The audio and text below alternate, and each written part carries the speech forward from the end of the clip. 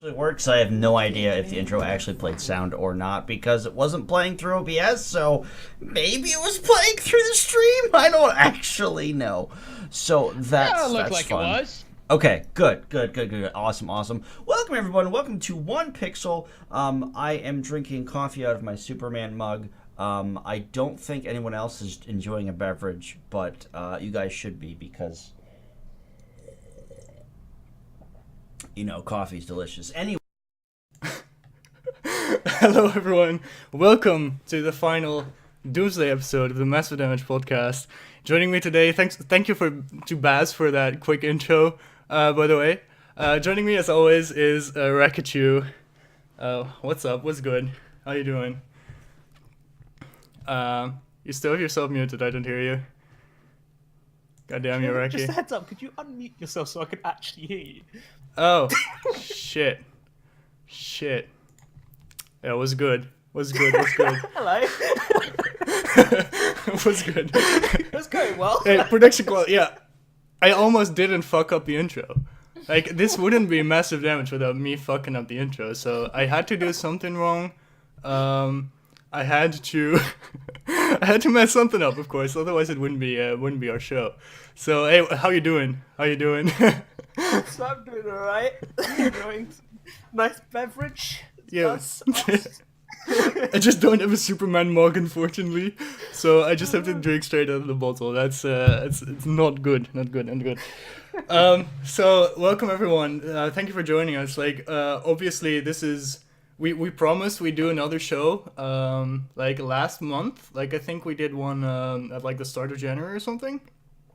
So it's only a month ago that we did the last. Yeah. Did we? Yeah, I think so. So it's not. So, yeah. It's not that long ago. We promised we'd be back if the game died, basically. So here we are.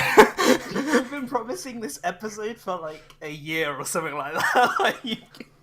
Yeah, that's the last one. Yeah, we've been promising this. We've been hyping it up like a bunch. So we hope it lives up to your expectations. So as you can see, I'm at a different scene than usual. So I'm just in my apartment because I moved my PC over here. So Gaiex mom will not be making an appearance tonight, unfortunately. So It's a shame. such a shame. One more thing that degrades the full Massive Damage experience, of course. So I hope you don't go too ham on me for that. But we have a long show for you tonight planned, I believe. So I think we just want to go a little bit over the timeline, like what happened, what went wrong, what went well, just our experience throughout the entire like 2.5 to 3 years that we've been here, just all that we've done. We want to recap it, give a nice farewell to the game, drink some beers in the meantime. I encourage you, even if you're in the US and it's like noon or something, go grab a drink. We'll be here for a bit.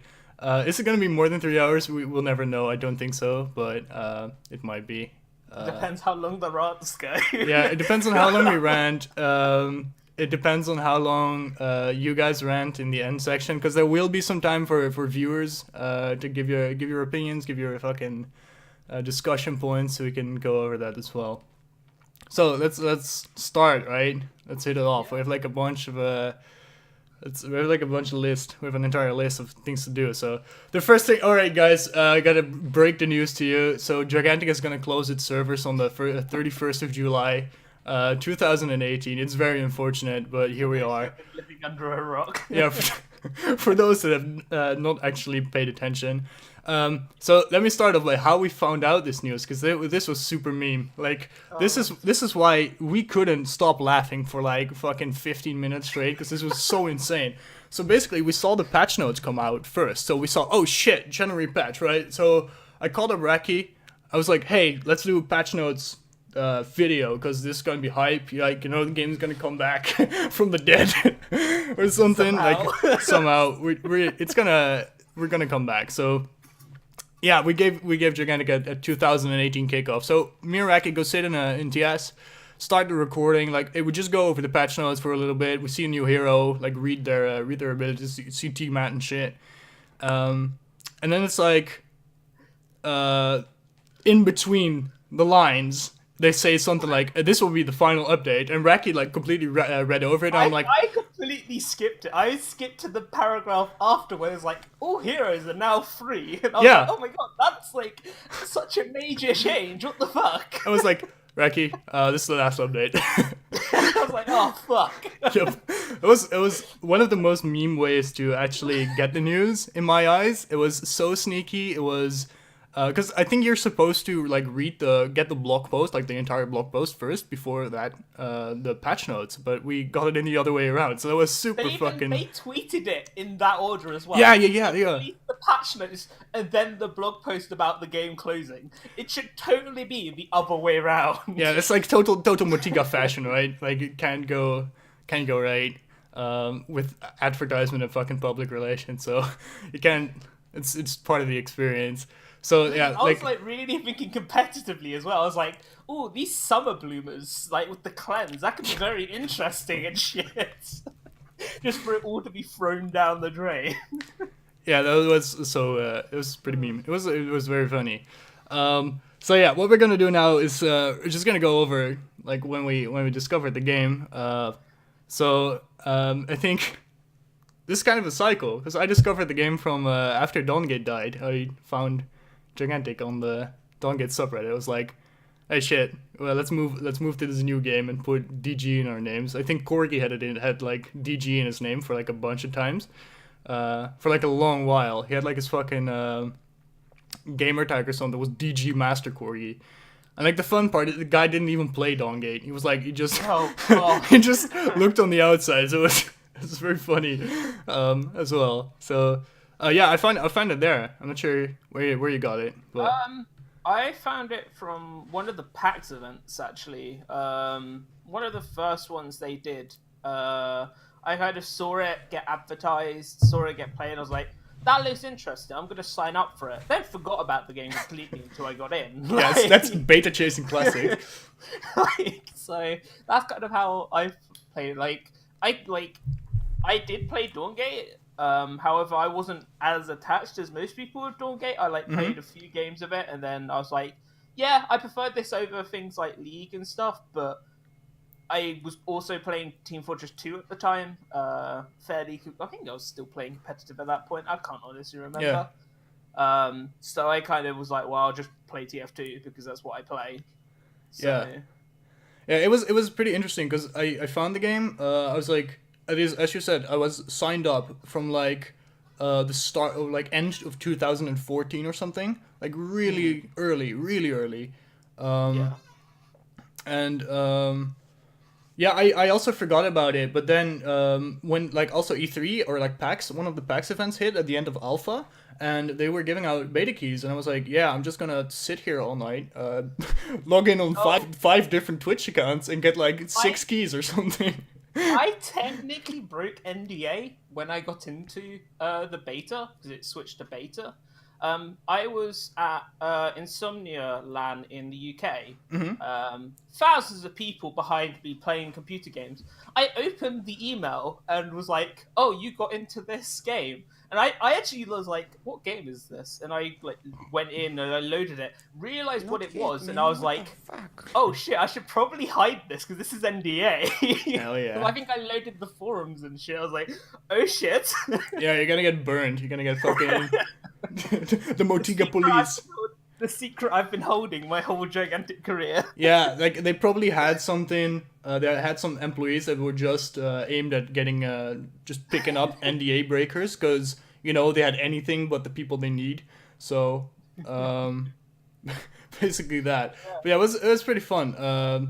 At that point, because where the marketing was actually capable. Because I see a lot of people in chat like, hey, I found a gigantic at like 2015, like E3, all these events. And yeah, all these events. So that's when they actually had like a marketing effort behind them and like a bunch of money because they were supposed to like release in fall of 2015 or something. Yeah. So that's when they were actually like planning to launch the game. But now we're getting ahead of ourselves.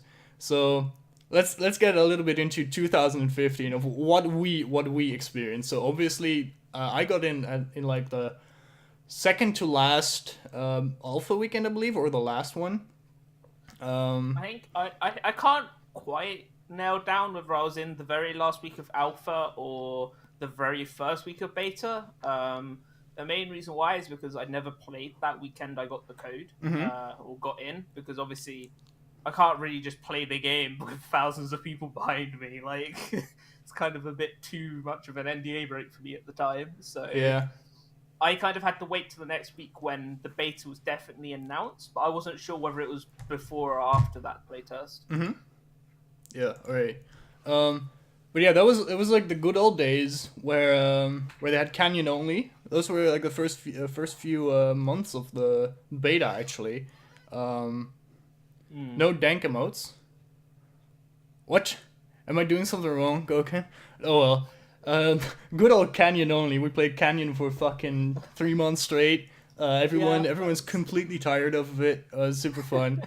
We had still had passive power where eventually people would just sit back and do nothing because they were ahead. Who gets the adult creatures quicker? Yeah, who gets the adult creatures quicker? I was like, it's very very interesting. Like I think one mechanic from back in the day that I actually kind of miss is the fact that you could distribute experience by whom you give the summon. I think that was kind of interesting. It was like, hey, which fucking heroes are we gonna make give like a little boost? Because for example, if you gave Zenobia a summon back in those days, she would hit like level 2 instant, and she got her immobilized on RMB. Because she stole our root on RMB, and it was super fucking busted. But it was. I think that was a fun mechanic that I kind of miss, and that's a little bit of depth missing. But yeah, we Yeah. Yeah. Like, it was very, like, the passive generator and the EXP was definitely very interesting. I'm glad the passive power didn't stay, though I do miss the EXP stuff. Yeah, I think passive power was, I don't think it had a lot of issues. Like, generally the power system has had a ton of issues, just all over the game's life cycle. But I think I think the orb system that we have now is much better than the passive system we have. Like, the couple of iterations they went through, definitely worth it at some point. To some extent, at least. I think they got a bit better system out of it. You'll remember those Pac-Man orbs, that era as well. Oh yeah, it was super strange because that made no sense at all. Yeah, like, I just remember my main job when I got signed up for Imagine back then was get the Pac-Man orbs, Rakychu. That was my main job. You're a spook now. But yeah, those Pac-Man orbs were weird. They didn't really make sense. It was just like rush to the middle or something. Like you had to have some guy just run straight through the map and do nothing else. Like, do not contribute to the summoning. Do not do anything else. But yeah, there were legit strats around getting the orbs first. Yeah, obviously. But it was also a balance, because you also had to ensure that you summoned the creatures quickly so that the passive generating happened, and you weren't delayed in that sense. So it was like this balance of trying to get the right people at the right place. Yeah, I know a lot of games were like, oh shit, we summoned the creature faster. Let's do nothing. Let them come to us and let them hang themselves instead of us giving away our advantage. So that was kind of toxic, I guess. So it was not really, it's not really fun at all. I think technically we're like breaking NDA now. You know, because all that shit is under NDA technically. But oh well, who gives a shit? Game's dead. Whatever. But yeah, then some videos out there of that. Yeah, definitely a little bit. Another major thing during this time is the leaving of Roland. Roland goes on a quest to reimagine himself. My boy. I guess he's still like roaming the mountains of Tibet or something. He's like still sitting, meditating with the Tibetan monks, like finding his true inner peace. He's just like, in a year's time, he's going to return back to like the fighting grounds and be like, "Where the fuck is everyone?" He comes in like he's like shaved head. He's like these monk robes. Just has like a really ornate gun or something. It's like completely different. He comes back, just doesn't know where the fuck everyone is. Okay. Yeah, but Roland never made it back in. It's kind of a big meme, because people were, I know like a ton of people on Reddit were like, oh, I would come back to this game if only Roland came back. It was like all the 3 players from Alpha said that, right? So all the 3 players from Alpha would come back if they put Roland back in. But I think, like, honestly, in the first instance, it doesn't really make sense to remove a character unless he's so incredibly busted that he's just not playable anymore. And from what I believe, Roland had issues. He had like pretty major bugs. But like anyone had major bugs. Come on. I think that was also the time they implemented Wu. I mean, come on. Yes, like, that's the one thing throughout the whole of Gigantic. I'm just like, Roland got taken out because of it not fitting or bugs and stuff. Meanwhile, Wu is still running around, lagging, bugging people out and shit. Like, it just made no sense to me. It wanted more or less issues. I never played Roland, so no, I never got the chance. I think. Really bring up an argument for it because I've never played him, so I didn't really understand the situation. It was in since January of 2015, so yeah, it was Alright, so yeah, he was in when Roland got taken out, so that makes no sense to me. Like I didn't get to play Roland much either, so I wouldn't know. But I think from what I'm hearing, it wasn't really worth it to remove the guy. So poor Roland. No room for cowboys in Gigantic. But after that, like, the game was doing alright, I think. Back then, I don't think I had too long queue times. I think back then we had like a ton of issues with the loading into games.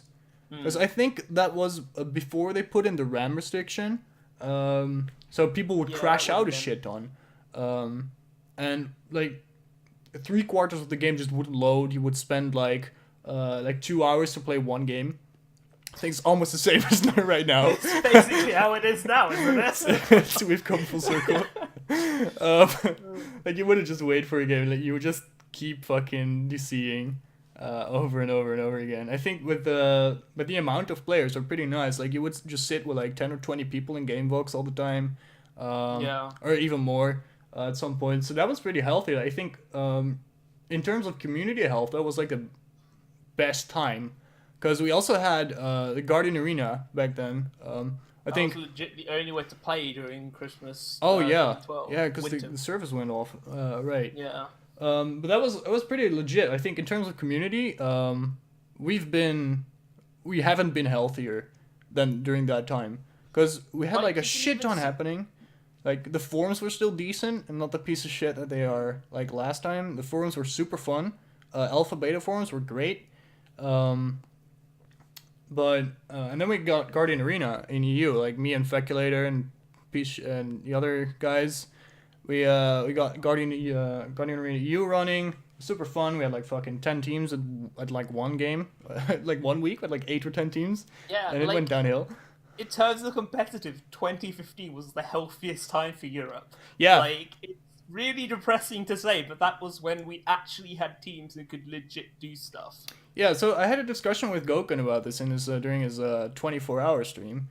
Shoutouts to Goken for that. I don't think he made the 24 hours. I think he went like 22 or something.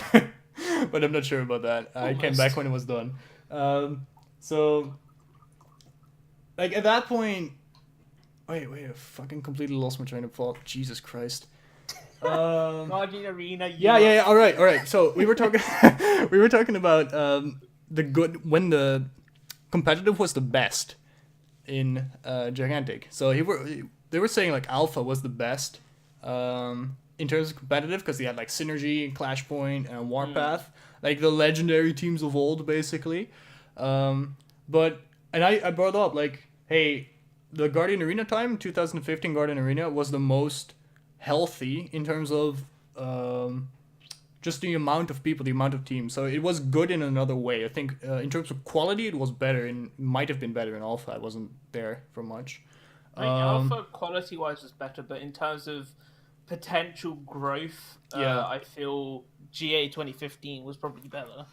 Yeah, and then we got the fucking Windows deal, and they went silent. I think. Well, it was like we came into 2016. Hmm. Windows Store kind of occurred around then, and then there was the first 24/7 testing on the 21st of January, which was also the era of the approved streamers stuff.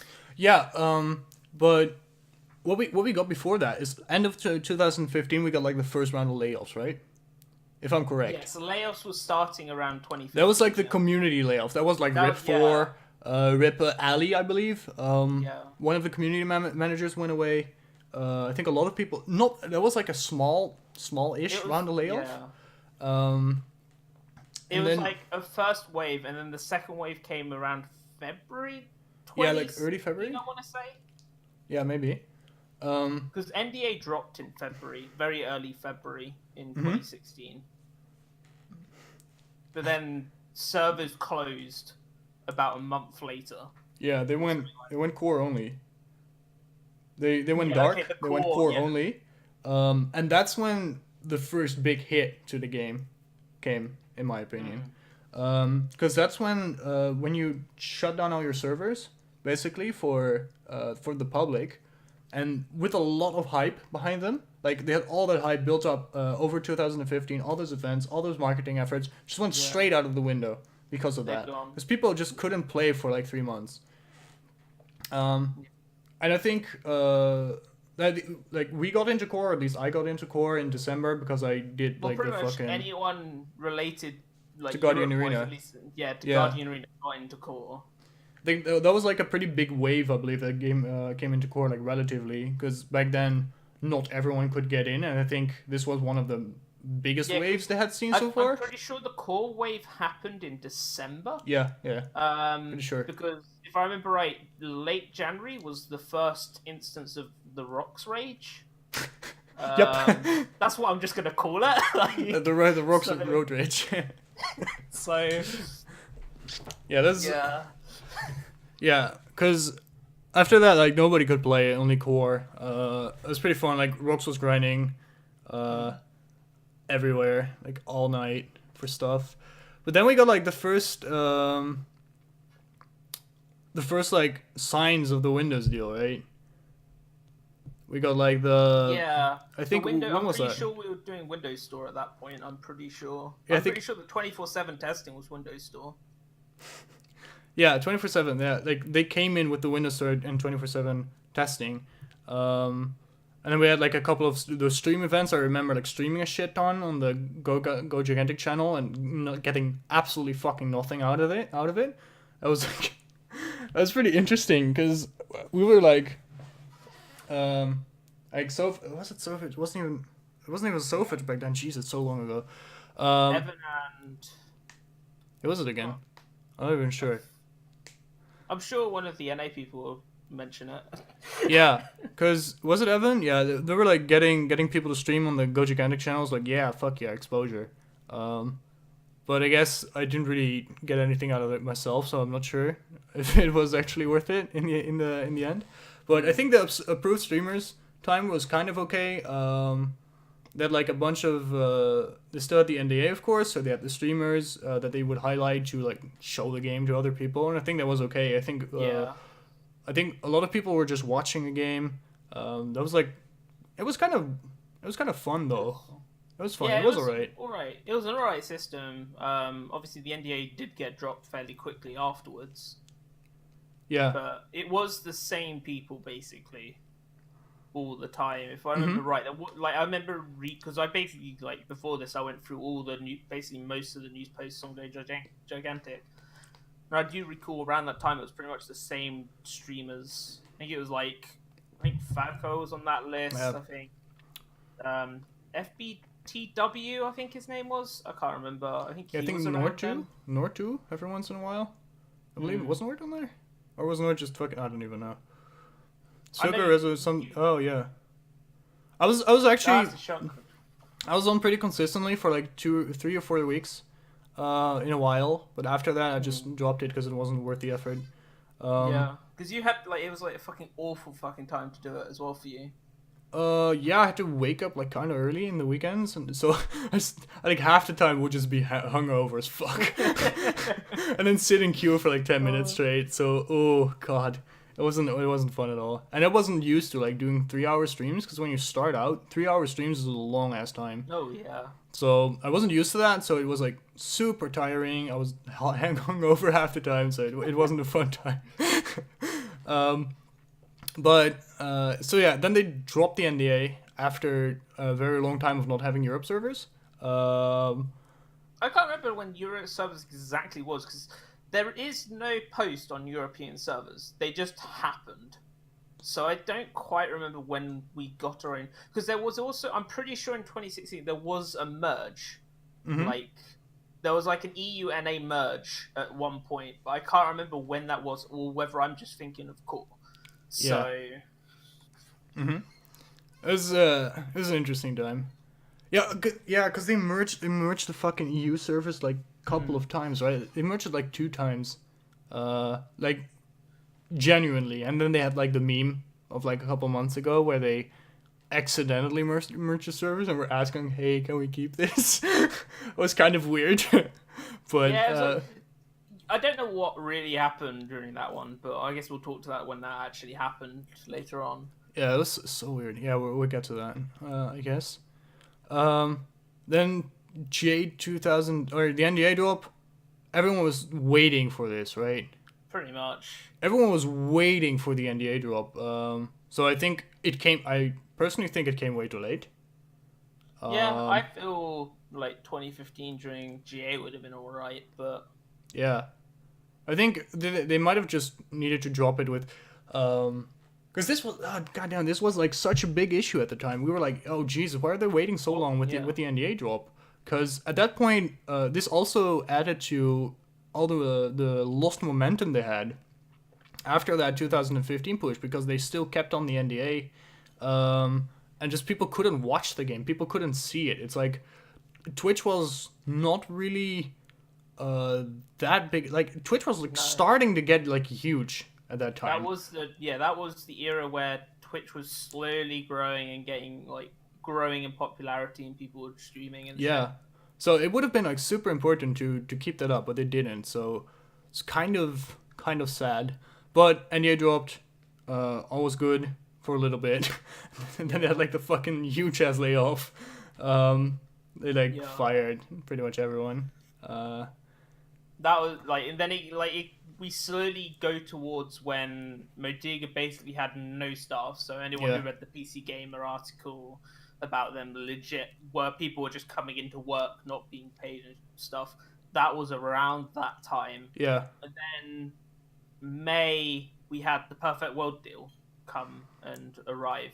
Yeah. Which personally, when I found that out again, like reading through all the articles, I honestly thought it was late 2016.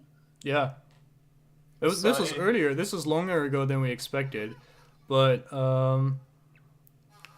what was really weird, so I personally don't know the context of the Windows change that well, if it was actually necessary, because what this needed, Motiga needed to completely recode the game, or for a large part just completely recode the game to make it fit for Xbox and for the newer client.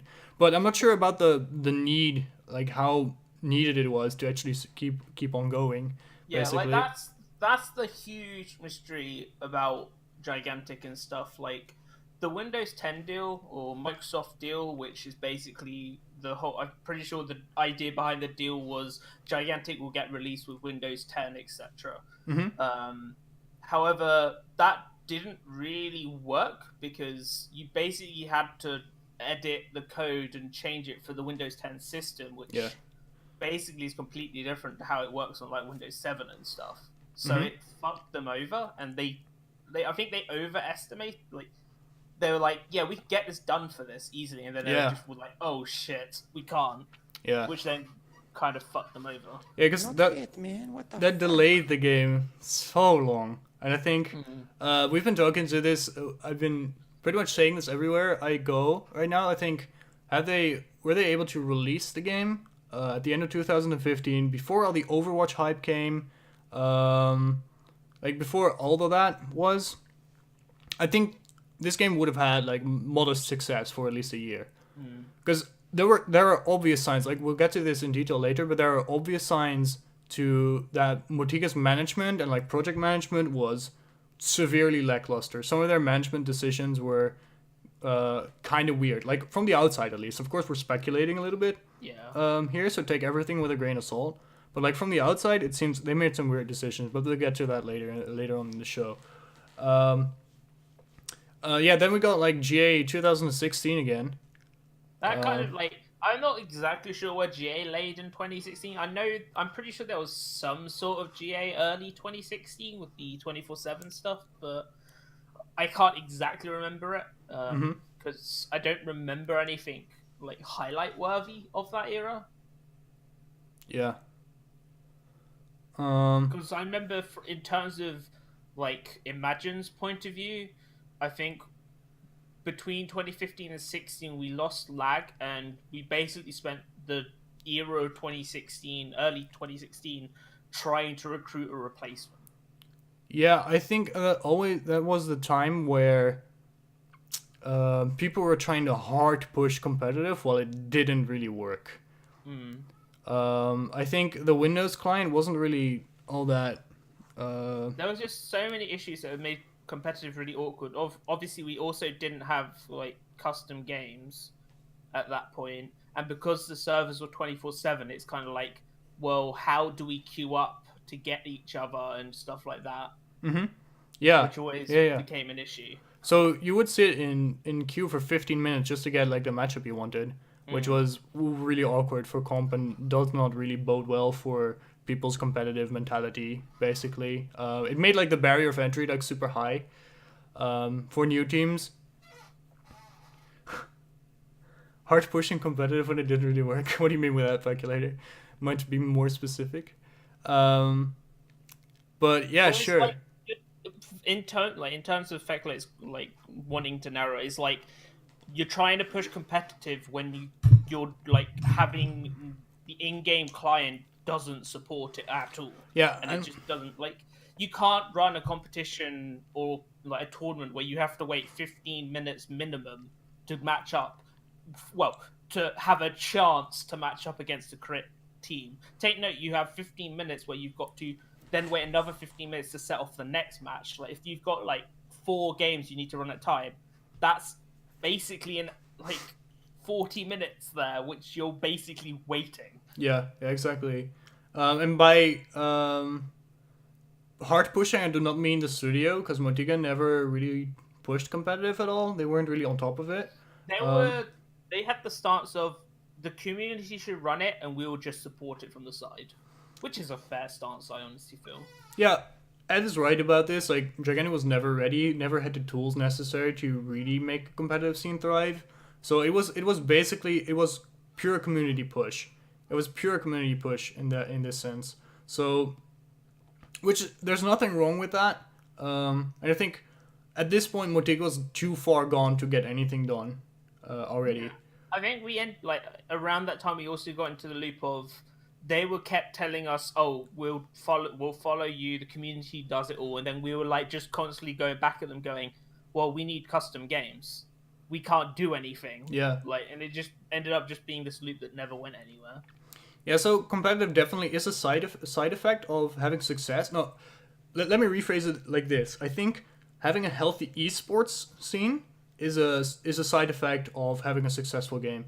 I think competitive is an effect of a healthy community. I think there's always people that are attracted to this form of games in a more competitive way, that want to play tournaments, scrim, form teams, etc. There's always people that want to do this. As long as you have that, like, that shows some kind of strength in the community, as long as you have like a healthy competitive scene. And I think the community in Gigantic was pretty much all it had going for it at once, and not in terms of size, but just in terms of dedication. I think we were really just as a whole really dedicated to the game and really dedicated to the comp scene, and I think that really like held out the game for a little bit maybe, but it was really weird. They just didn't get anything done to help comp or help even casuals or even casual competitive players that just wanted the rank mode. We didn't get that anyways. So after that GA period, we kind of got another darkness, the second darkness, which I've memed about the first silent, wasn't it? Was it? That's the first silence. Is that the first 2016 silence? Was the first, because that's when the layoffs happened, and then no staff, and it basically Perfect World picked up the game and saved it. Yeah. All right. So then, yeah. So Perfect World picked it up. They needed to develop it for a new platform, and then the servers went dark again, like completely again taking all their momentum away.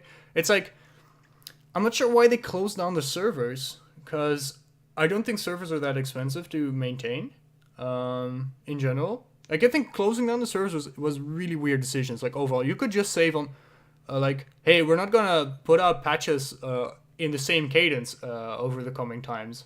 They're just gonna be less patches. We're gonna work internally. To say because like you say that, but they did have no staff at all, and I don't At that think point even was paid. I don't even know if the person who, like, I can't remember who was the official like owner. I don't know if either he was being paid at that point. So maybe they legit had zero money at that point. Hence why the servers had to go. That may be a possibility, but I do think like maybe then the second darkness as well. But I think just taking down the servers is like a weird decision that it's contingent on a lot of factors. It's only a good decision if there's a lot of if there's actual need for it, and so I hope that's the case. But like knowing Motiga's track record, I'm not really sure. But then we got like a stress test period. We got like a couple of weekends, I guess. Yeah, it went back to weekend testing basically. It's also weird. Like we just regressed a bunch. Like they were just stress testing the platform, I guess. We got like Windows 10 was cut out for a while. I think this might... It started off, the first couple of weekend tests was basically, yo, we have a new deal with Perfect World. We want to test that our current system works with people on the Arc client. That's what it is. Then I'm pretty sure some Windows 10/Xbox users were like, yo, well, no. It was like you had to get a code to get into the Arc test or something like that. And people were like, well, can't we just play on the Windows 10 version while they're playing on the Arc version and stuff like that? So they then opened it up. I'm pretty sure something like that happened. Yeah. I think at that point, also the commitment of Microsoft began to waver. Was that around that time where they pretty much just dropped support for the game, or was that later on? Because I don't think we have it in the list. What? Wait, repeat that again. So I think the time where Microsoft was kind of, hey, we're gonna get our hands off of this. Was it later on? I'm pretty sure this is now. Yeah, that's what I think too. I'm pretty sure it's just like the deal.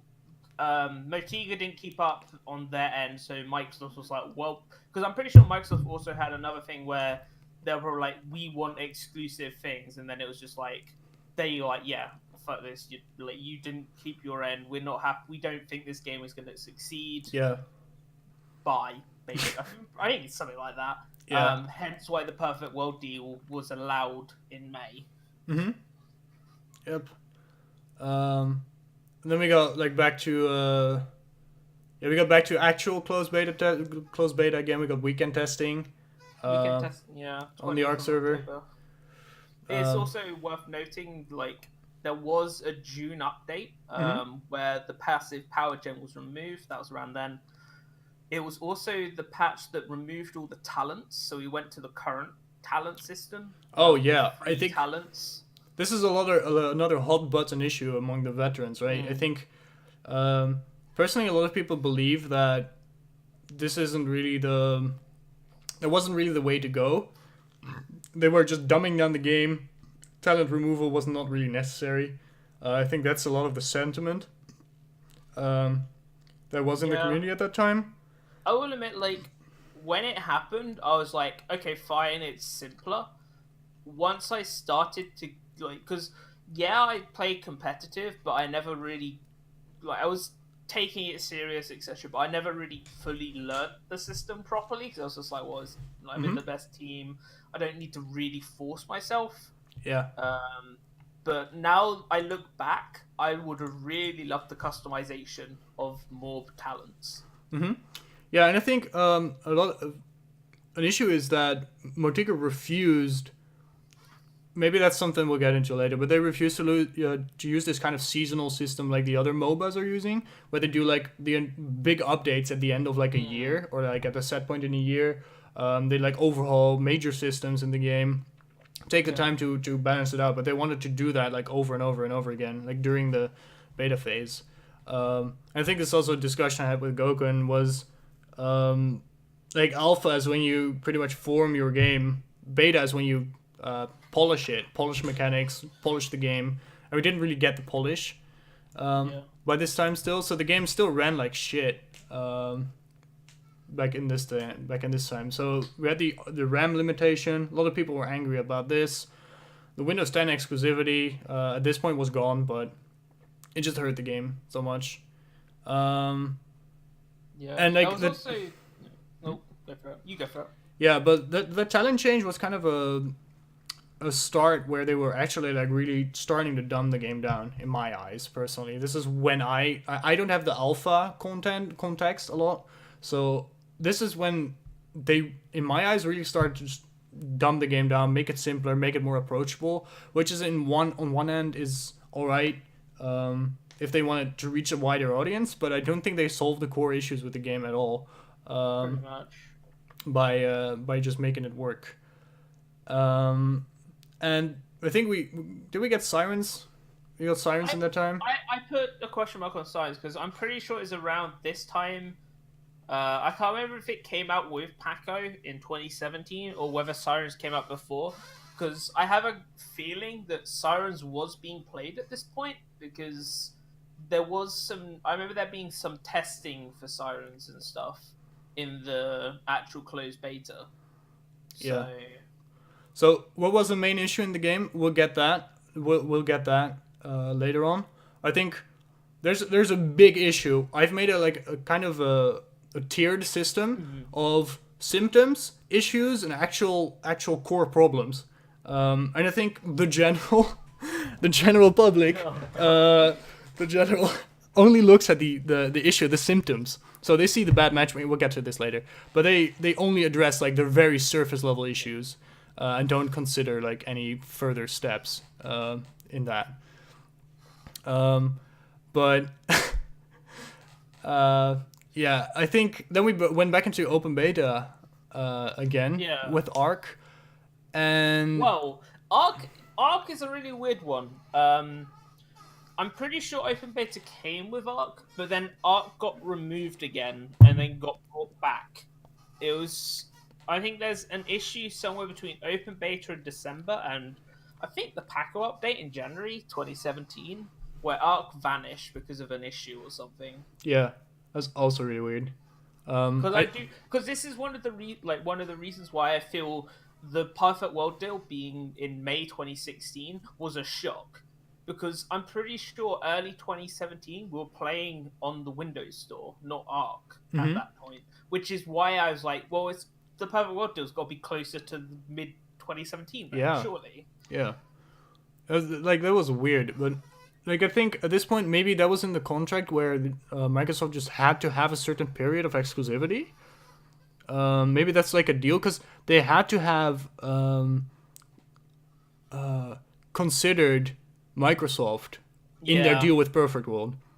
Because they were probably in contracts with Microsoft. They had obligations to honor that contract, that obligation to Microsoft, so they had to have something that was going on with Microsoft there. So I think Arc disappearing might have something to do with that, as Gokun is saying. So that might have been an issue.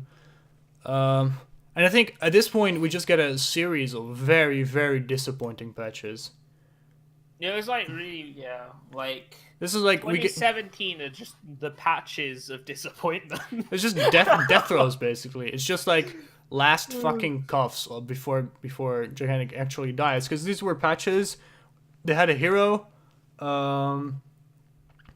They basically gave a hero that had like a couple of balance changes once a fucking month, and like some other content that was not really generally. I think that's another big issue. I think the patch cadence was completely unacceptable.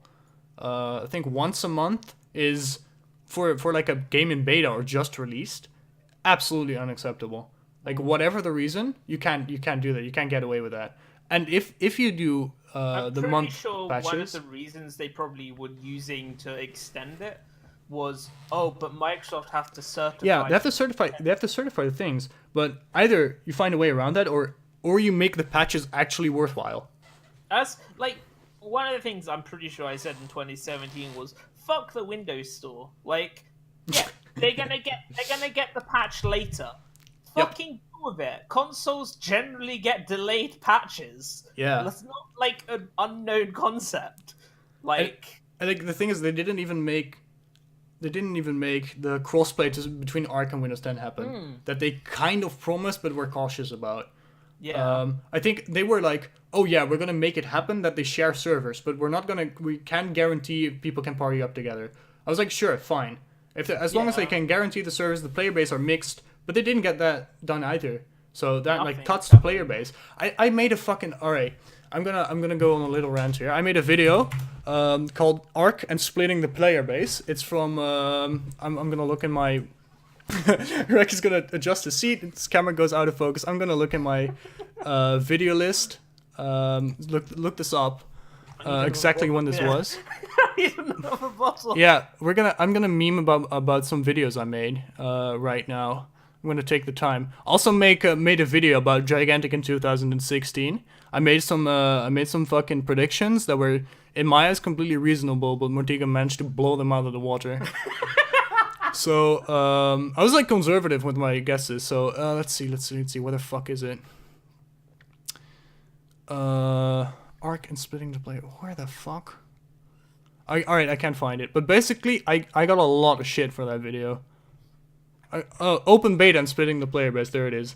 I was talking about, hey, this Arc deal is probably gonna be really bad if they actually split the player base again, because we're in kind of a bad spot. So let's not do this again, shall we? Okay. And I was kind of speculating a little bit about the processes in Perfect World, and I got like a really like an angry or like kind of passive aggressive message from Sofetch that actually really hurt me. I was like, holy shit. It was like, yeah, this kind of speculation is not expected from like core members and you should know better. I was like, Jesus fucking Christ, man, come on.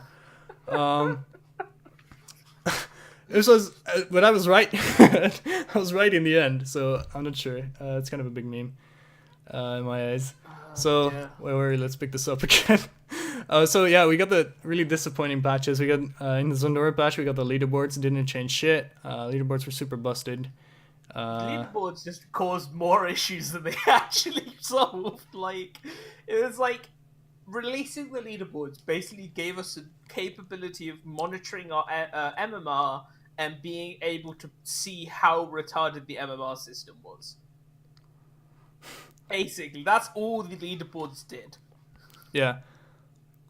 Will other developers learn from Arc's mistakes? Seems like players are experts. Like all the alright, you have to consider all of this is hindsight. All this is hindsight, and all of this is kind of speculative. So we're not we don't know everything. We don't know all the behind processes. But as we were really involved, as you're saying, and we were really paying attention to what was happening, we kind of saw some shit coming. Saw a lot of shit coming, actually. Like, one of the common things that have been told about Gigantic is basically Gigantic had about 2 to 3 heart failures, and kept getting revived, and now it's finally having its final one in July. Yeah. Like, it's one of those, most games in this situation don't get these extra chances. Exactly. Most people, if you fire your entire studio, if you have to lay off your entire studio, you're fucked. In like 99.9% of cases. I would really like that too, Mythic. I would really like that too. But yeah, Mortiga got so many chances and they still managed to mess it up somehow. Like, there has to be something wrong with our internal... I personally just go on the thing of Mortiga made a mistake.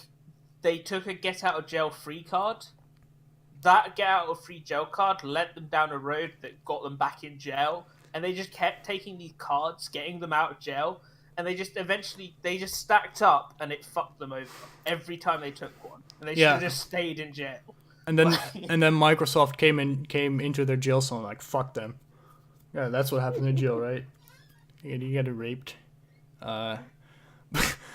Jesus, that was fucked up. I'm sorry. I apologize. That was not good. But yeah, I think. Oh, then the June patch. I think like chat's such a meme as well. Jesus Christ. The June patch. June patch. Arc finally came back, and that's where the player base basically went, "Bye, Windows. We're going to Arc." Yep. Which basically screwed. Well, I don't know how the fucking Xbox. Like, I didn't even play on Windows 10 when the Arc came back out officially. So I don't know how that scene fucking grew and what happened with that and stuff. But it basically fucked them over. Production value. I just yeah, hell yeah.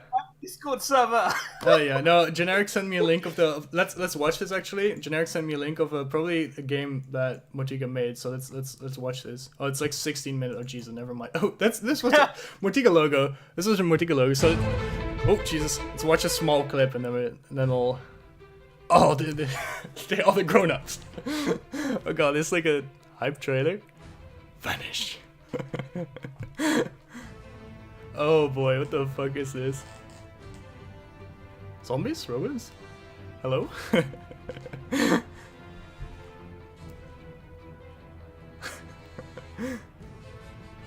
Alright, is there actual gameplay? Alright, I'm done. Alright, the whistle. But yeah, that was very interesting. Like, production value right there, boys. We did it. My webcam becomes a video. Yep. But then we got release in July 20th. And gosh damn, this was like this was a pretty good time actually. The time just after release. Like we hit that 8K power spike on we had the Steam release, which was very hype. We got like that 8 to 9K power spike of players on Steam. I was like, yeah, fuck yeah, we're gonna make it. And even if this, I was like expecting to drop it down to like 3 or 4K, but that was like a decent basis to work off. That's like a kind of healthy, it's kind of okay number. And yeah, they still didn't get Delta patching in. It was kind of fun. Only Steam at that. Only Steam at that. Yeah, let's correct that. Steam version had Delta patching. The Arc client did not have Delta patching, which was very interesting. Yeah. But yeah, I remember streaming a shit ton around this time. Like me, you, Radre, we were basically just taking the EU slot of streamings. Like we had just we three were kind of like ruling the EU streams for a little bit. It was fun. It was a fun time. Yeah. And we got actual Guardian Arena again. I'm not sure. I think. How good was this Guardian Arena? Because that's like we had like a America, like NA wise, it got teams and it was all right and reasonable. Europe it kept bouncing. We'd have 5, 6 teams or 4 teams, and then they'd basically die 2 weeks later. Mm-hmm. Like it's one of the things, like the Imagine/Mad killing all the European teams shit. Yeah, we'll get to that too. Gaiex brings up a good point that we're gonna talk about in length later on as well. I think this is actually a very big issue that they had since the start, since I've been in the with the game. Alright, then we had like a couple more of those very disappointing patches where they just bring out a hero, and then we get the Ember Grove release of the new map. This is Ember Grove was disappointing. Like at this point, the game's like it's pretty much over, right? It was like we were like the 9K power spike or 9K play. I keep saying it's power spike. 9K, the player spike had like dropped down to maybe like 500 or something. We were like kind of no, we're done. We're fucked. Basically, the Into Solitude update in September was basically us watching the player count go from 8K, 7K, 6K, 5K, 2K, 0. Well, okay, not 0. We never really got that far, but yeah. Like Ember Grove Ember Grove is a really good map for competitive.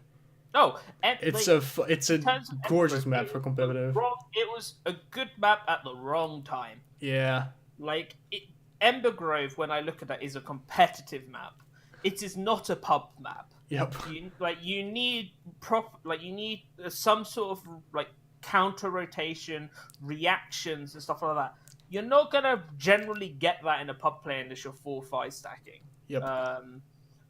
A team of 2 against just a bunch of randoms or a couple of duos and stuff can carry that map so easily. Yep. I felt like a map, like there is a part of me inside that wants to break NDA right now, but I'm not going to. I watched. Like let me tell you, because I only played one game of Ember Grove, which was the second to last game I played of Gigantic probably ever.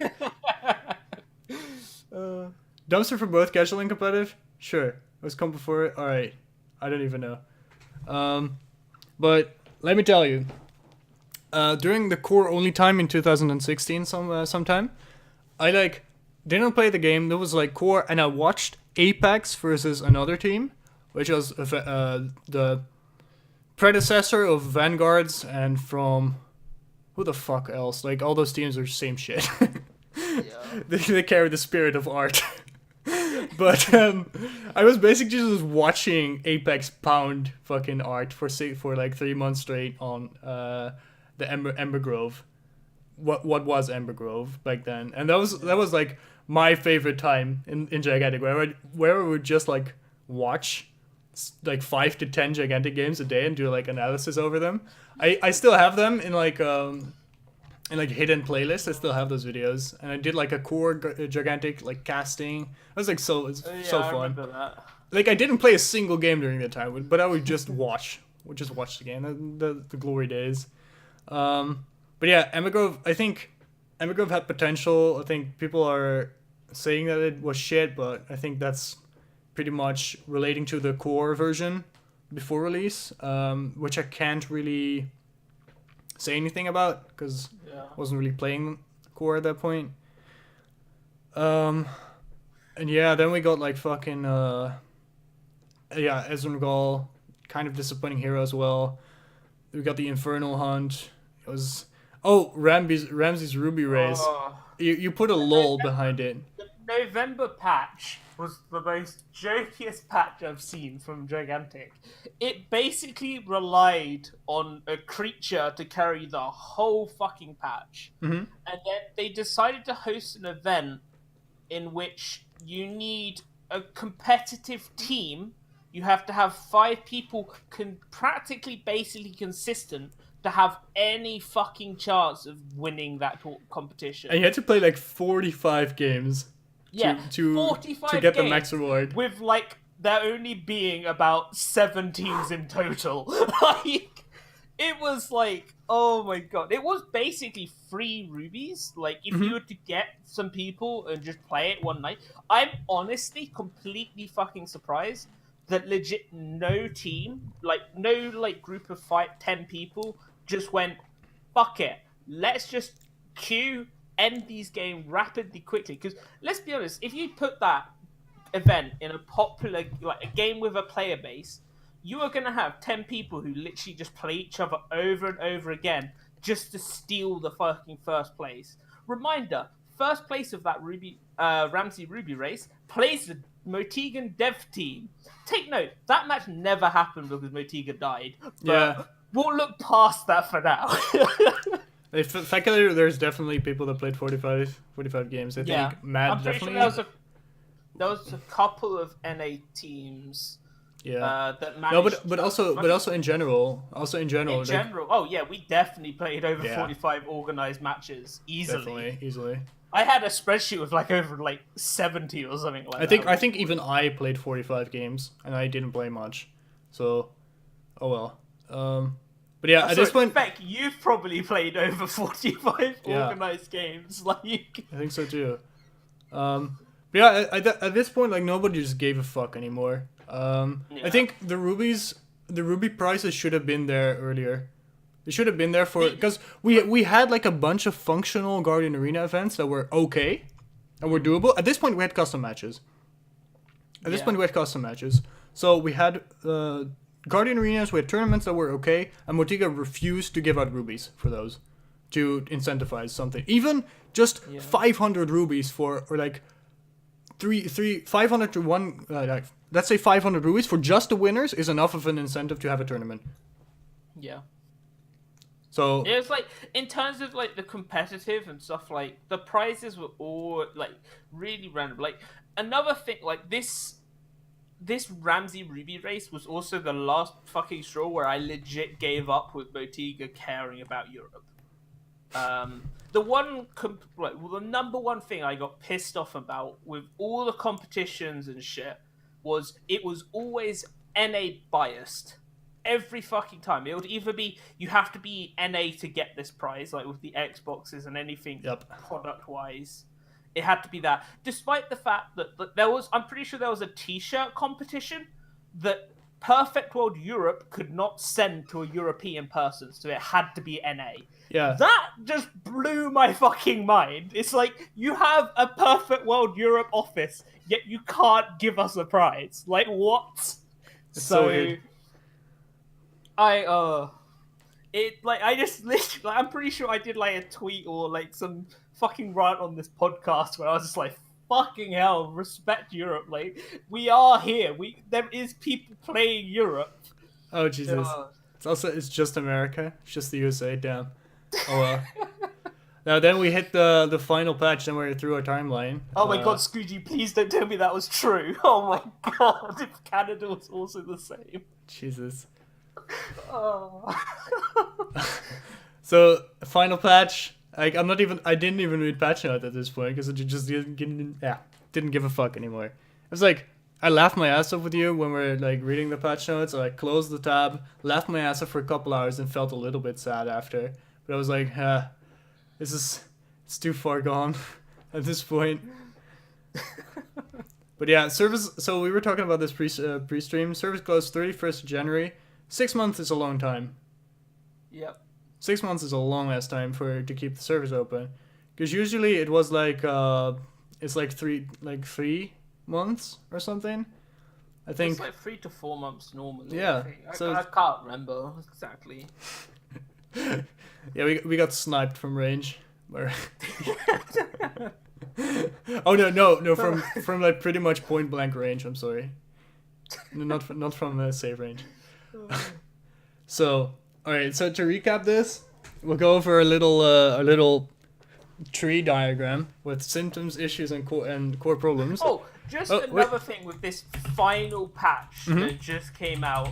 I'd like to point out that even the content that was in this patch was not enough for a fucking patch. Like, even though it's like, oh, we're closing the servers, here's all the shit. I still don't see the stuff that's in it being enough for an actual patch. It's kind of depressing.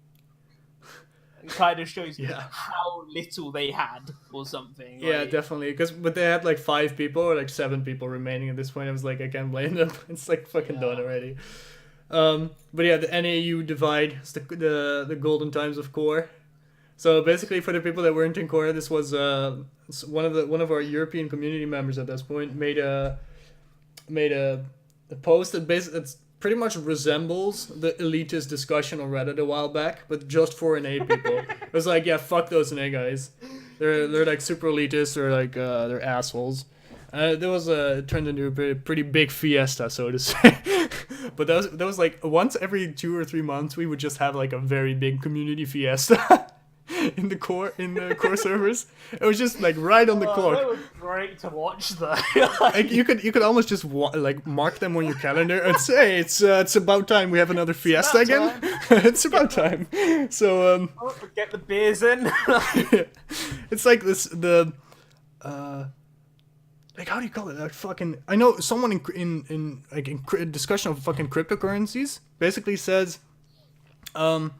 something will happen because he makes Elliott waves, which is like a technique of predicting the value of a fucking stock, and he basically says something will happen, some event will happen that makes this prediction true instead of the other way around. It's very interesting, and it was kind of like that, right? So something, so you could just say like, oh, it's about time here, and about this time something will just happen. It was cool. It was really cool. So, yeah, that was like core in a nutshell.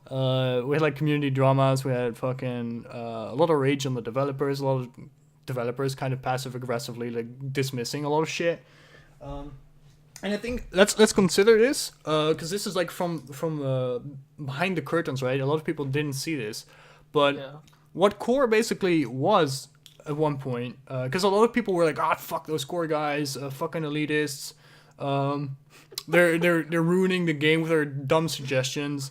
And it's like, yeah, but Motiga was not actually implementing what we told them we would like, basically. Wasn't there like a period where they did the opposite or something like that? Yeah, it was Pretty sure basically like a couple of months or a month where they were just like, okay, they said this, let's do the opposite. Yeah. Ah. pretty much. So, oh, Jesus Christ, Eric, come on. All right, but oh yeah, that was a huge meme. It was really fun. It was complete chaos at some point because Korra was completely unfocused. They would just suggest whatever the fuck they want. Yeah, you should have seen Rez, dude. You know, Rez has been an asshole in public spaces sometimes. It was like, I have a couple of screenshots where it was like, yeah, I'm gonna fucking tear this guy's throat out. I wish I could cut off his hands or something like that. It's like, it's pretty fucked up. And Rez would just go like, hey, this change is retarded. Please fix it. That was pretty much all Rez did on the forums. It was good times. It was good times. But yeah, let's get to our diagram. Let's keep on track a little bit. So basically, we broke this down into symptoms, issues, and core problems. You kind of can visualize it as like a tree, as like a tiered thing. So I think the symptoms were shit like slow patch cadence, technical issues, no features, low player base, and poor matchmaking. Was like a community favorite, right? That's like Oh god. that's like the general Smurfs. just fucking general just shit. Oh, Smurfs as well, yeah. General just shit sits on this issue. Oh, it was the poor matchmaking that killed this game. No fucking no, it didn't. No. It's like it's just a symptom. It is just a symptom. Like no marketing, just a symptom. Another general favorite. I think the onboarding process for the tutorial is yeah, also a symptom. It's just shit doesn't get done. Yeah. So I think the guess actual it's like the mention also of the fact that it took like 3 years, no, probably even more than 3 years to just have basic fucking stats written in the game is a symptom, like so blatant symptom there. But Gokun was talking about that was actually like a conscious decision, which I think is completely fucking retarded. Just straight up.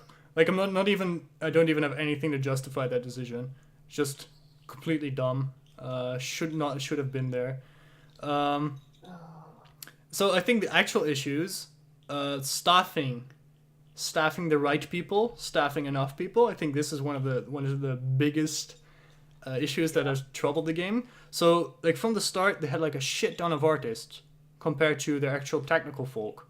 And this stems from like all the bugs, issues, symptoms of this problem. They don't have people to fix the shit, fix the bugs, balance the game.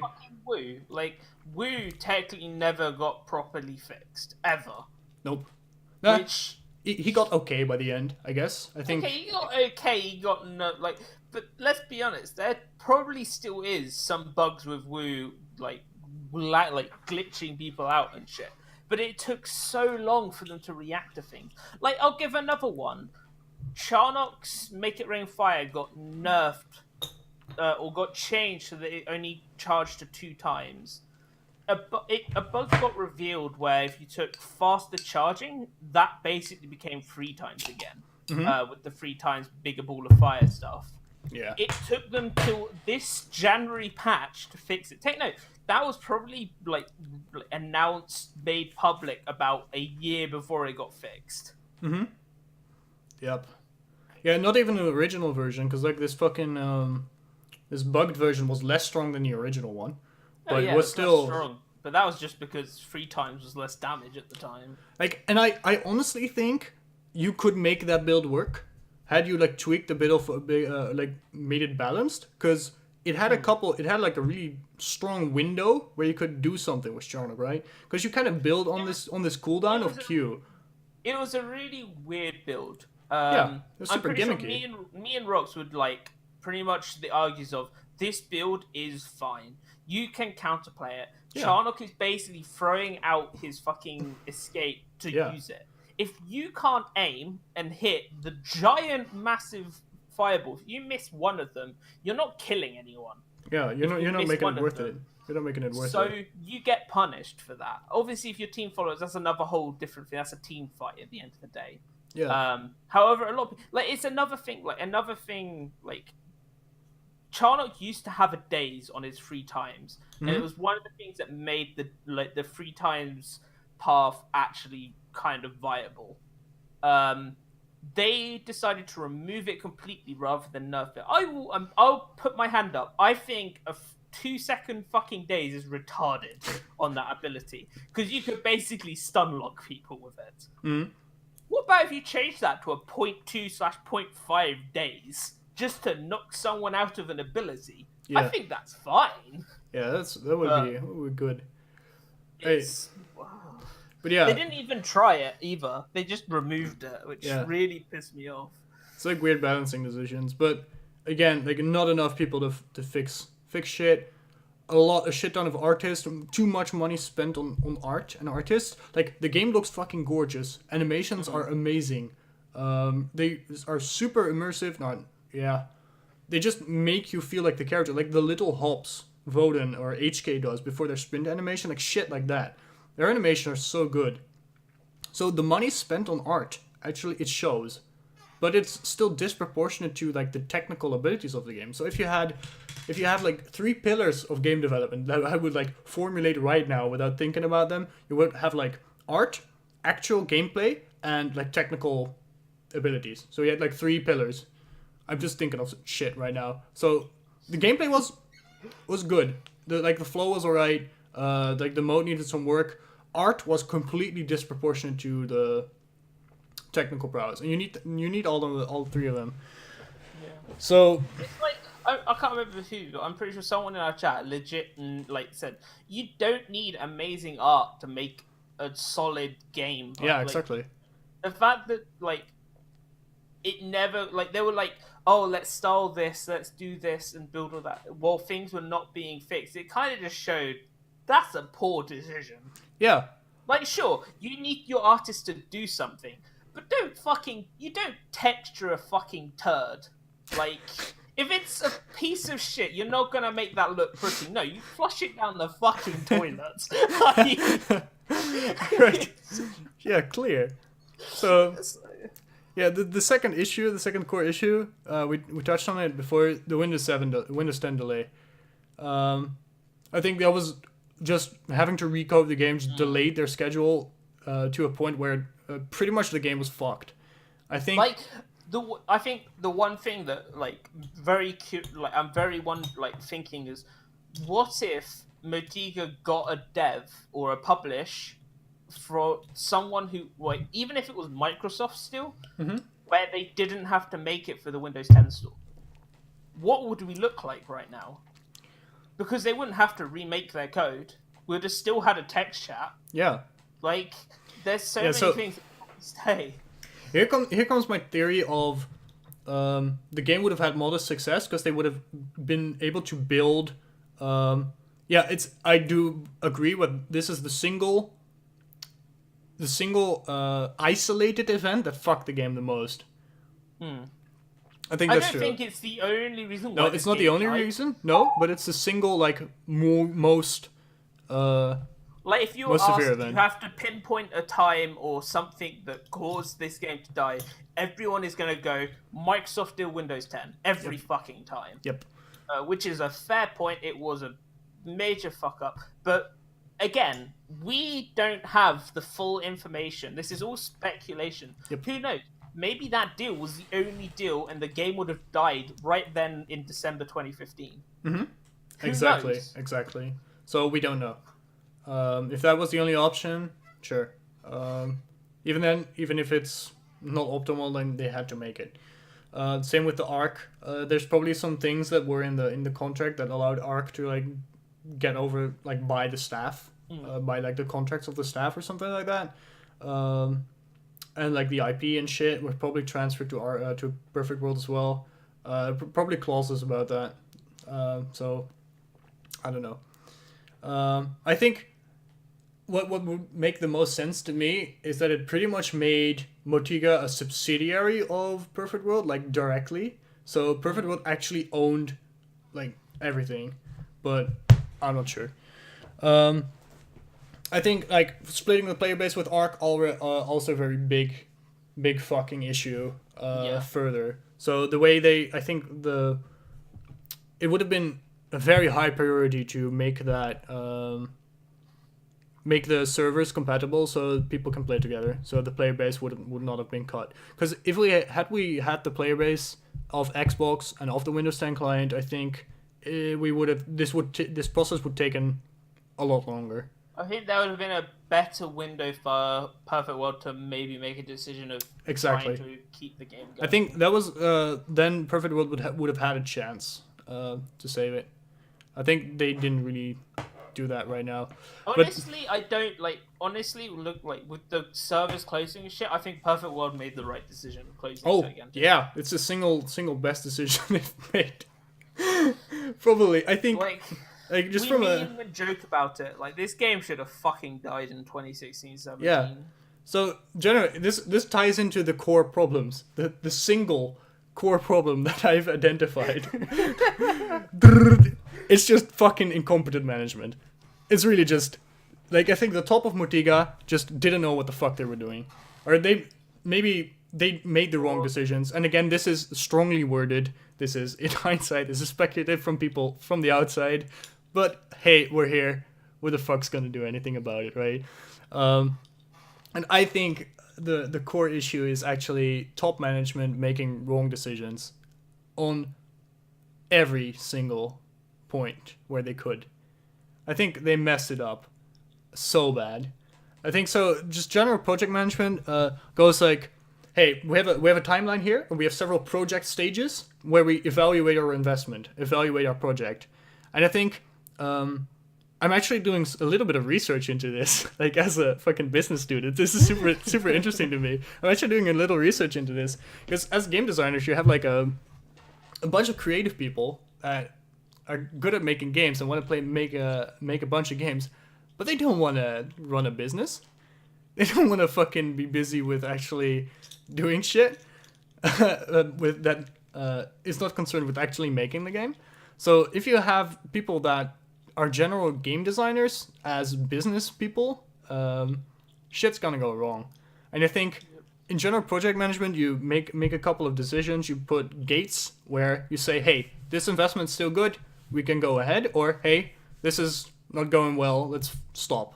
And I think generally Motiga got their eyes clouded a little bit with their passion, with their love for the game. Generally, they were very passionate people because otherwise you wouldn't work for a couple weeks straight without pay, right? Very passionate people. So, and I think that's just a hallmark of the industry in general. Like it's run on passion mostly, but you gotta think about, hey, is this actually viable? Is this actually financially viable project? And I think, I think they could have cut it off like very much earlier. They probably could have said like, "Hey, this is just not gonna happen anymore. This is not good." But yeah, I think the staffing issues is one of the most important core problems as well, which is a consequence of management decisions as well. It's like, hey, we just didn't hire the right people, didn't hire enough of the right kind. Or we hire too many artists, and that's not the artist's fault. That's not the dev's fault. I mean, they have a fucking job. They can work. They get money. they can work on a project they like. So sure, it's not up to them. It's upper management. It's like the suits basically. So that's my thing, my core issue. I'm not sure if you agree, but Yeah, I pretty much agree. Like, it's just if you don't make the right decision, the right staff choices, the right objectively right. I'm very curious of the decisions behind Microsoft and Perfect World. mm-hmm. Like, why did they pick up Gigantic?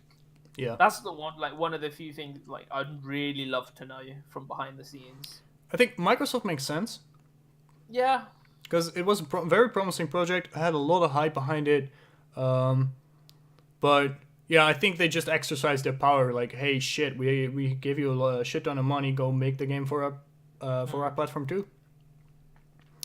And I think Perfect World is a weird one because it's like I'm very curious of whether it's these devs want to work on this game type deal of one of the reasons why they picked up, but I don't know. Yeah, Microsoft may be known for killing indie projects, but that doesn't say like for them the investment made sense. That's what we're talking about, right? Yeah. It's like for Microsoft investing in Gigantic makes sense because it was a project with a lot of potential, a lot of hype. So This sure. was around. You got to also remember this was around the time when we were taking a shift into hero shooters. Yeah, this was before Overwatch. Yeah, this is like the Microsoft deal was before Overwatch. It's the one thing you always have to fucking remember. Yeah. Like, it's before Paladins and all that shit. Like, it was way before. Yeah, and so the Microsoft deal, like them actually having to recode the game, delayed Gigantic so far that they had to release behind Overwatch, behind Paladins, behind all the other hero shooters that came out. So they're, instead of setting the trend for the genre, they had to follow it. They had to just they had to follow it. They had to run. Why do you think they came up with this fucking game mode idea in fucking November last year? Like, oh, we're gonna make a team deathmatch mode. It's them following fucking Overwatch and Paladins, basically. Yeah. It's like probably Perfect World, like going, yo, this is popular, let's go for that. Like, Yeah, I'm glad that never fucking came out, because I would have just split the player base again. Like, yeah. That's like, why would you come out with other game modes if your player base is fucked? Like, I would have, you know what would have happened? They would have taken out the normal game out.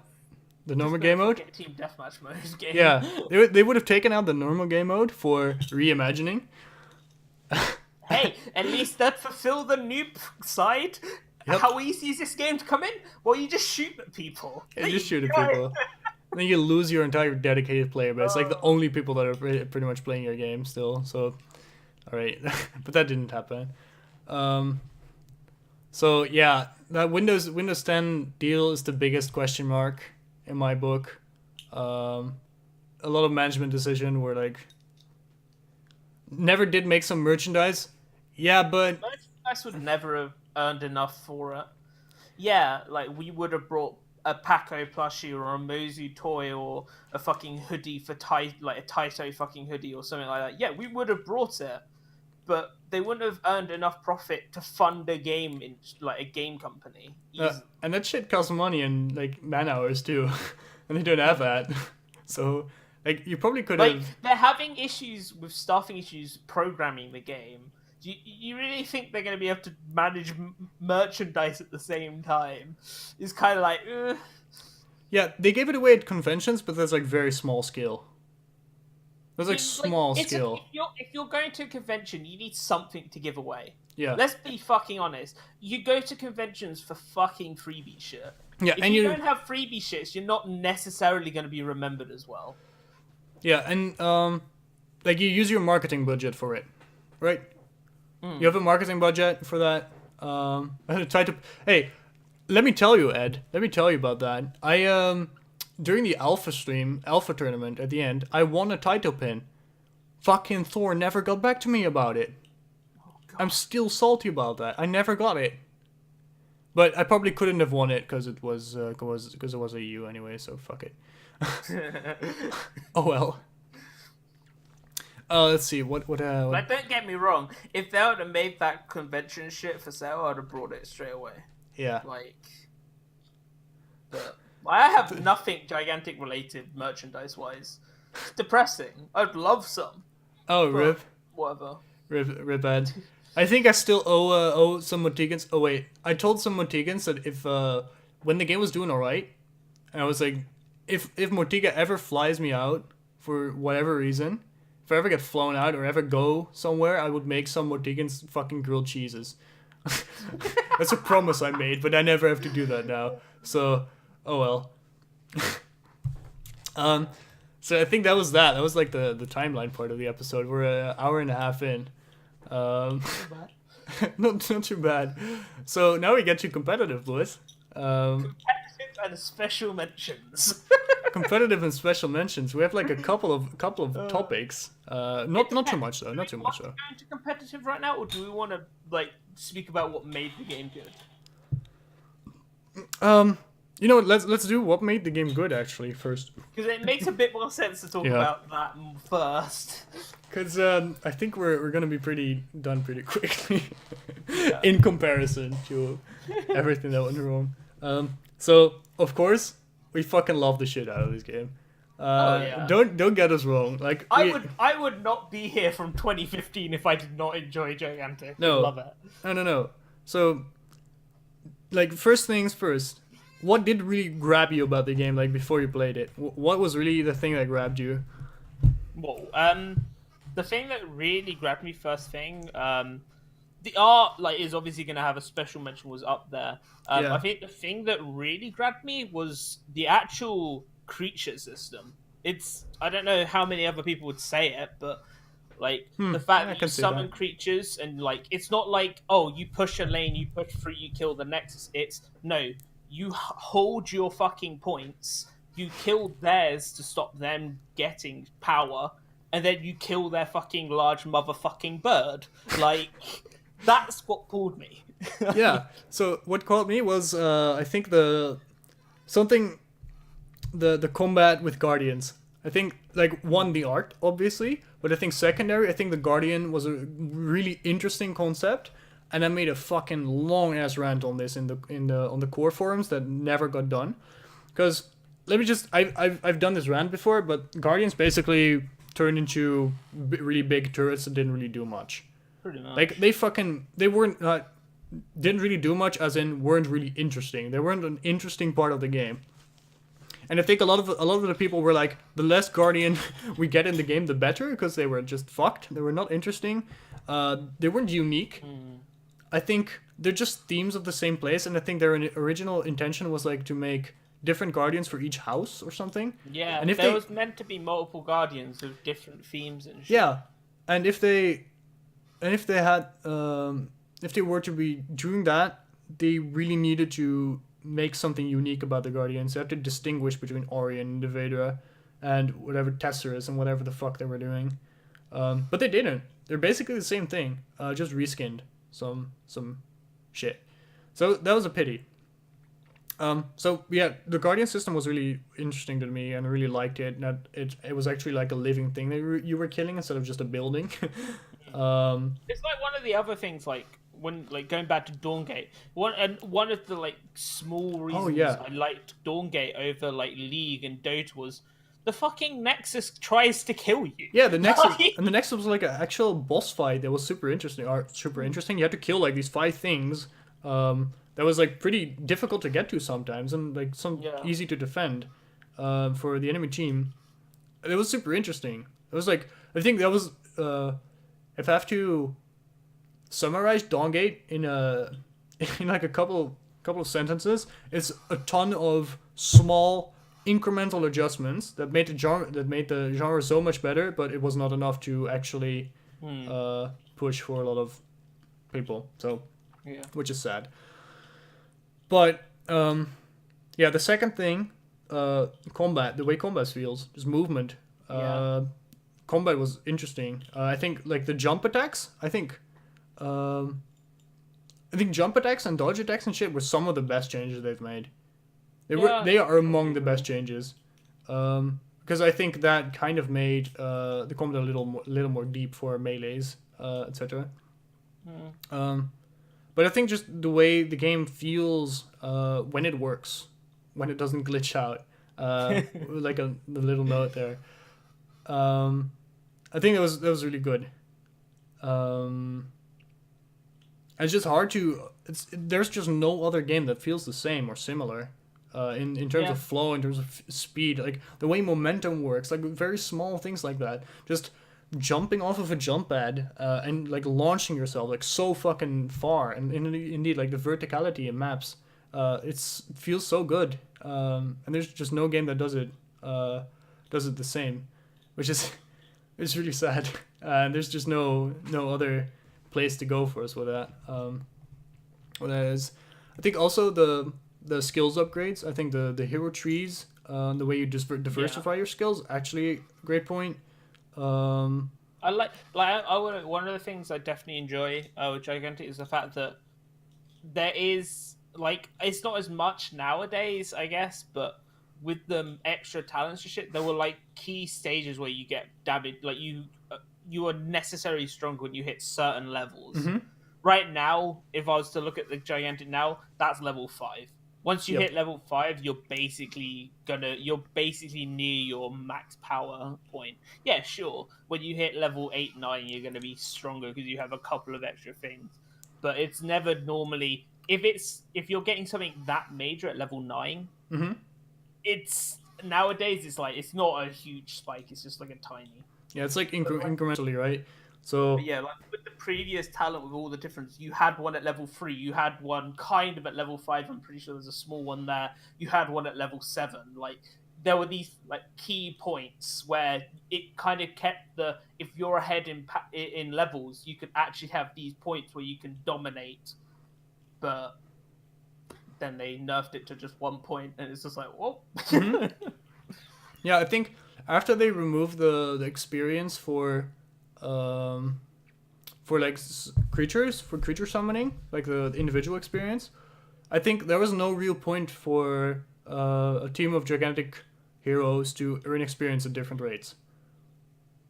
I think this is a personal opinion, but I think that's like the system Heroes of the Storm has, where everyone's the same level. I think that would fit much better in a game like Gigantic, personally. This may be a little bit divisive, but I personally think that was going to be a good, because there's literally no point in having players higher level than others. But yeah, I think the game felt smooth. I liked the way you can like diversify your hero a little bit in terms of 2 ways, like except for example Sven, you can like buy him, build him like full damage, and like you always have the offensive and defensive and utility paths, and I like that a lot. So you have that freedom. Nice. You have the options. Like obviously a single path is going to get more is going to be like better, more optimal for comp play, but there is always a couple of paths that were good or doable in pub games that were fun, even if they were fucking useless. But yeah, I think that was another good point. Do you have any others? I think like I know someone brought up with the passive versus the orb system.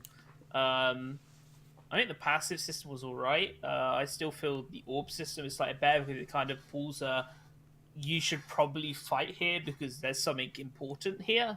Mm-hmm. I like that kind of system. I kind of like that, but obviously that didn't bring me to the game. Like, I feel that's a good thing. Not necessarily needed. I just think it was an alright change, and it kind of fitted me with the way I like to play. Mm-hmm. All right, I just got some links, so give me just a second. Oh, what's that? Oh, it's from 2016. Never mind. Oh well. So I think it's time to get into competitive. So, notes. As you all know, or as people that have watched the show before, we would have liked to get a more competitive focus in the show, but generally didn't really have enough to talk about most of the time, so we had to do it like never patch notes worked and shit. out. Yeah, so the original intention of the show was to be like Summoning Insight, basically from like League of Legends with Monte Cristo and Thorin, like that kind of that kind of approach, basically. Yeah. We mix it up. We skipped the competitive for a little bit to make to do some other subjects. But like we did talk about it. We talked about changes in context of competitive most of the time, so we can't go out without discussing like the competitive highs and lows of the game, so to say. If you really want to go into like a competitive history lesson, we did with Samurai Ed, which is episode 8. You can find it on the Master Damage YouTube channel. I'll link it in the description really quick. Fuck. I'll look it up. I think it's probably the longest episode. I think it's episode 8, right? Yeah, competitive history. Yeah, there we go. It goes 2.5 hours. So there you go. If we can somehow pull this episode another 50 minutes, we can beat it. Yeah. Yeah, we can. we can beat it. Yeah. So if you really want to get into it and be sentimental about that, it's pretty long-winded at some points, but it gets better at the end. It gets good at the end. Oh yeah, the famous episode. I think it's it has like 59 views. I think it's like the most watched as well on YouTube at least. Most likely. History lesson is interesting. Yeah, definitely. But so what were like the competitive high points for you? I have a couple in my mind. They're also here, but I think for me, like the high for you. point of competitive was 2015 Europe. Like we actually had teams. There were pretty much 3 contenders for top around then. Mm-hmm. Nah, not really. It was like 2 contenders for second. Yeah. Come okay, on. Fine.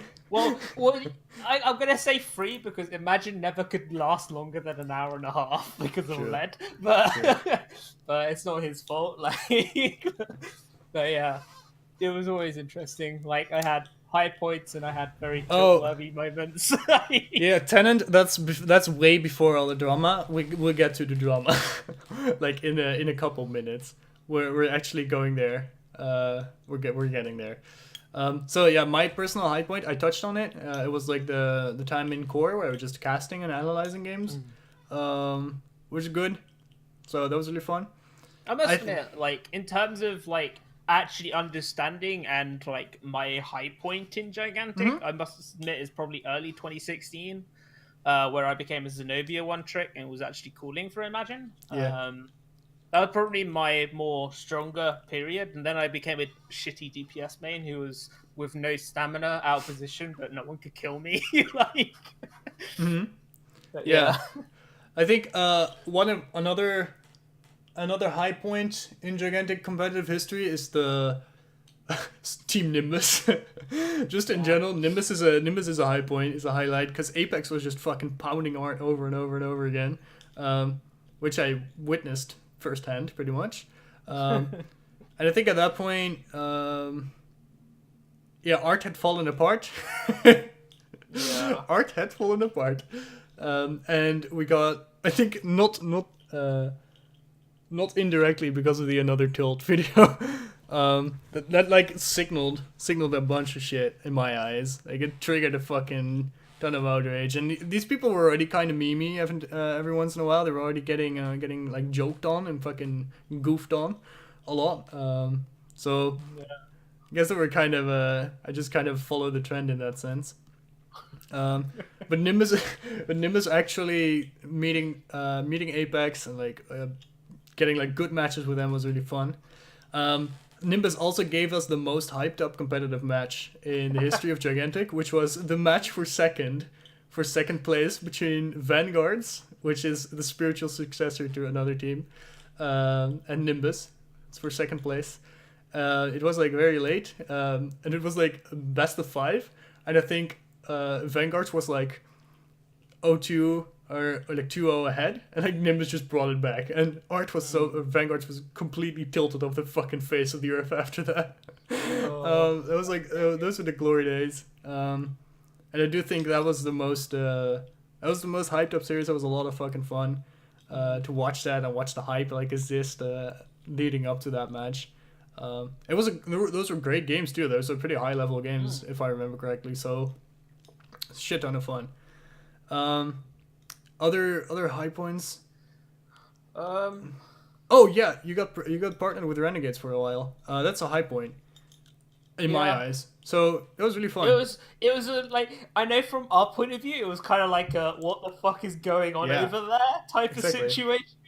I'm pretty sure at the time I was calling, well, this is a fucking retarded decision because nothing's really gonna happen with it. But I guess in terms of actual competitive and like for the actual Apex people, that's a huge high. Yeah, it's cool. It's really cool. I think we also talk about that in the competitive podcast episode. About like Ed gives some of his insight on what the fuck that actually meant. But yeah, that was cool. I didn't really mean all that much, but it was basically Renegade just saying, "Hey, we're interested in this game, and if this goes anywhere, we have like a team really early." Yeah. So it made sense in that case. Yeah. But sure, it was a weird decision in terms of game state and like actual state of competitive, but all right. I think those are the highs. 3 highs, guys. Not much. Then we got like a list of memes, basically. Yeah. The fucking lows or negatives were like, for me, it was just the series of fucking events during winter 2017 or last winter. Like, holy shit, what was going on? Like, so first to give Tenant that GA drama, basically what happened there was with Aurora, which is on the meme. Aurora is on the meme list, in my eyes. And the Apex Gigantic Dynasty, yeah. I think what happened was the GA had a set of rules, and basically at the last minute, Rez, which was like the organizer of the event, was like, "Hey, shit, we're doing picks and bans," like at the last moment. And it was literally like under 24 hours before the actual tournament started. They changed these rules. They changed the rules. This is stupid. Just not acceptable. And then basically a team of one tricks called Aurora, which was very promising. They were basically I got very salty what happened because I think I publicly stated I honestly thought and probably still stand to my point. Like, I think Aurora had a good chance of being within the top 3 easily. Yeah. With their light stands. Yeah, their one tricks, fine. Picks and bans are gonna fuck them over, sure. But it's like they have the potential to get up there. Mm-hmm. But then this happened, and I was just like, well, my point is now completely fucking ruined. Like, yeah, so basically what they did is because the picks and bans got implemented, Aurora basically threw a hissy fit and we're like, "Hey, we're not playing anymore." Last game. And the thing is that made it really bad for me is they started just spamming the Twitch chat, like doing all kinds of shit. They took it way too fucking far. Like, yeah. I'm fine with them going, we don't want to take part because you've changed the rules this fucking close to the fucking tournament, which is utter bullshit. Yeah. But then they started going apeshit in the fucking Twitch chat, memeing the shit out of it all. Like, I'm fine with people memeing, like, a few times at the beginning shit, but this was constant through the whole fucking tournament, basically. But, it's... kill me! It wasn't... Yeah. I know they did this. I know they contacted Rezo. I know they... But that's still not a fucking reason to just meme the shit and make an ass out of yourself. I think both sides were completely at fault here. Mm-hmm. I think even if they contacted Rezo and even if Rezo was an ass to them, sure, it's still not... Like, you're embarrassing the entire fucking community at that point. So I'm like, yeah, what the fuck? It's like, no, don't. Please don't. So Aurora's Aurora has a place on our meme list at least. Same with that GA event. Like, the thing with Winter 27 for me, it was like a series of fucking events. Like, you had that fucking... Yeah, then we got shit. to a tourney today. Let's start it from the beginning. Tourney today came basically out of fucking nowhere, I'm pretty sure, and started doing these money tournaments. Yeah. I'll put a disclaimer, I don't fucking know if any of the NA teams got paid. Maybe they did, maybe they didn't. But they just fucking vanished. Like, they just deleted everything and vanished. Yep. Which was like, okay, what the fuck? Which then got followed up by GA getting... GA didn't really vanish. I think Rez just got fed up and was like, yeah, I'm fucking done. Oh, yeah. Yeah, so then we got like the last competitive era, the Septi's reign, I guess. Septius, fucking Sarsi, the VGT era basically. So basically we had like the Alpha area with like the Clash Point era. We basically had the Apex area and then the fucking VGT area. At this point, like everything's gone, right? Fucking, we're not worth anything anymore. So basically, Septis goes around like to all these competitive discords, like our competitive discord, and like, hey, huh? The hotel. Yeah, the hotel. But yeah, we're moving ahead like really fast. The small bezel age. We'll come to that. Don't worry, that's coming up. Oh, that's coming up. That's coming up. You gotta remember, I'm pretty sure Brazil was part of this group. So yeah, but Brazil started out as this group, and then. Oh, God damn it! Fuck, I completely lost it. All right, so Septis goes around like to GA, to fucking our competitive Discord, and he basically went like, "Hey, shit, let's move this ahead.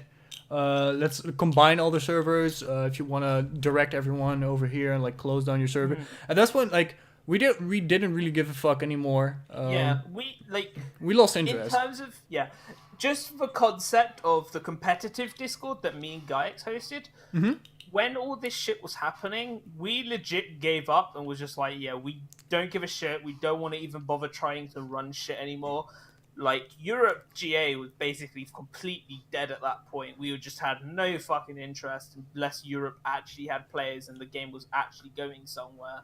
Mm-hmm. So we basically were just like, yeah, fuck this. Let people just do their own shit. Yeah. We'll just look at this Discord, but we're not really going to moderate it. Like... Yeah, so the Discord was pretty dead at that point. We gotta mention something else about the Discord. We can get like a topic in about our competitive Discord in the end, I guess. But basically, Septis went around and asked us to close down the server. I was like, yeah, hey, that's fair. Discord's completely fucking dead at this point. Might as well just direct everyone over to them. We like give over the stick. Like, really? Like, we're not doing anything. Here, go ahead, go run it. Go ahead, boy. You go, girl. But and then what happened was the Basil era. So they closed on GA. I guess like one of the key things here is the Basil era started with with like basically them stopping all competitions and events for the rest of 2017. Oh yeah, that was pretty dumb. Was the weirdest decision I've ever fucking seen. If I was to be in their shoes, you run GA till the end of the year and then you implement your shit over it. Mm-hmm. Yeah, definitely. So that was a weird decision. But yeah, everything got combined into the Forge. And I think the Forge has to be the single biggest competitive meme that we have fucking constructed. Because goddamn, they promised so much. They had like this fucking website, all these streams. Website didn't even fucking work half the time. Like the Septis missed like like at this point we were still in the organizers channel because we were like, hey, we're like at least somewhat interested in like watching what happens. Watching what happens, see if EU comes back up. We're like hanging around, see if anything happens, right? So we're still in the organizer channel. Septis missed like fucking so many deadlines on the site. Like it has to be The like a thing is, personal project. The thing though. to also note is, like, I'm pretty sure Septis were also in charge of the GA website before it started. And he did miss deadlines in GA. Oh yeah, there was a as GA well. too. Because Yeah. I was part of the GA EU people. And, like, yeah, he missed deadlines there as well. Like, I could predict it from it, but... Yeah, just nothing got done. The website just didn't get finished. They promised so much. Like, they promised tournaments, there was all kinds of events. They promised, like, the website features. Just, they didn't get anything done in the end. And then Basil just fucking, I'm not sure what happened, but just went up and fucking deleted everything. Everything, like, basically, they had this plan. They never stated that they were going to quit the plan. I thought the plan was a bit fast-fetched, and they could go with something much more simpler. But I was just like, well, let them do what they want, whatever. But then Baz basically deleted everything, fucking ruining everything, making everything be like, oh god, what the fuck's happening? I'm semi-glad we didn't actually close our server down. Yeah. Yeah, we're still that could have around. been awkward. Yeah, right. But so we got to meme about it for a little bit longer, basically. Yeah. But yeah, we'll get to that. So he closed on the server, he closed on the forge with all the fucking promise. So Septis had to make another Reddit post, move all the people to another fucking server. Like this is third server, right? In a row. So it was basically just asking people from comp server, GA server, fucking Go Gigantic community. Go Gigantic. Yeah, never mind.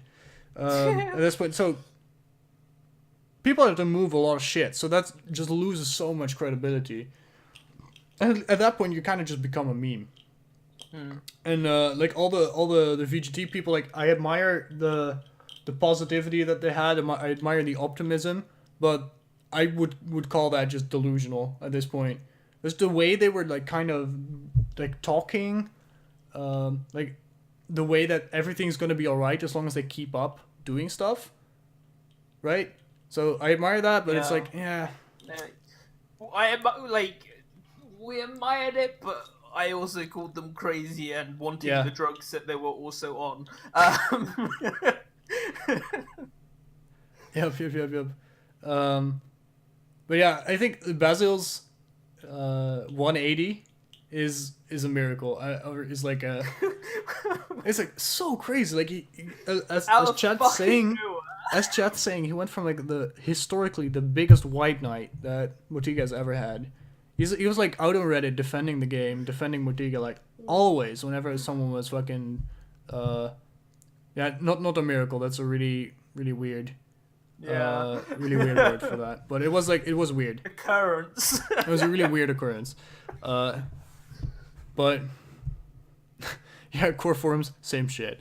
But basically, he turned around so fast. Like, apparently he had some real life issues. He had some real life shit that happened, but I'm not sure. But he turned out so fast. So actually, we actually have an emote in our server where it's Baz's face upside down. It's Baz 180, just because of that. I thought it was funny, but yeah, it's interesting, super interesting. So yeah, so then then the forge closed down out of nowhere. They had to move all the shit over, and then they kind of ran a couple captains games. They kind of ran that fucking.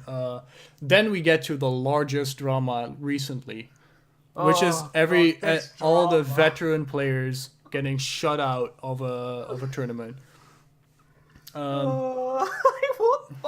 What has to go through your mind to ban the top players? Like, the people that have basically been running, basically keeping competitive alive and giving people who are entering competitive something to fucking aim for. You just go, yeah, we don't need you.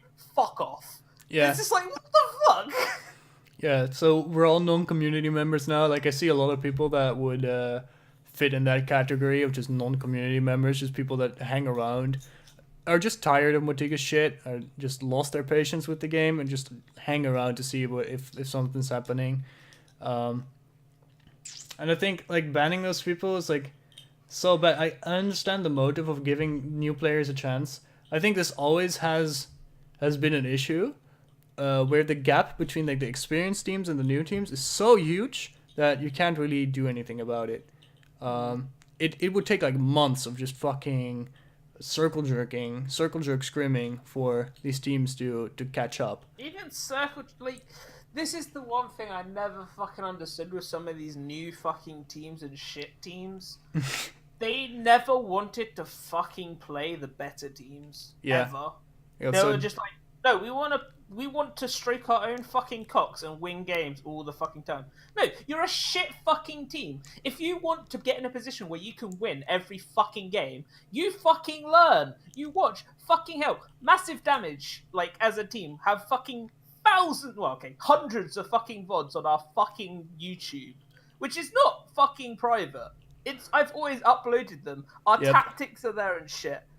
Go fucking watch them and learn, and Yeah, you there's- will be fucking 100%, if not 200%, better at the fucking game.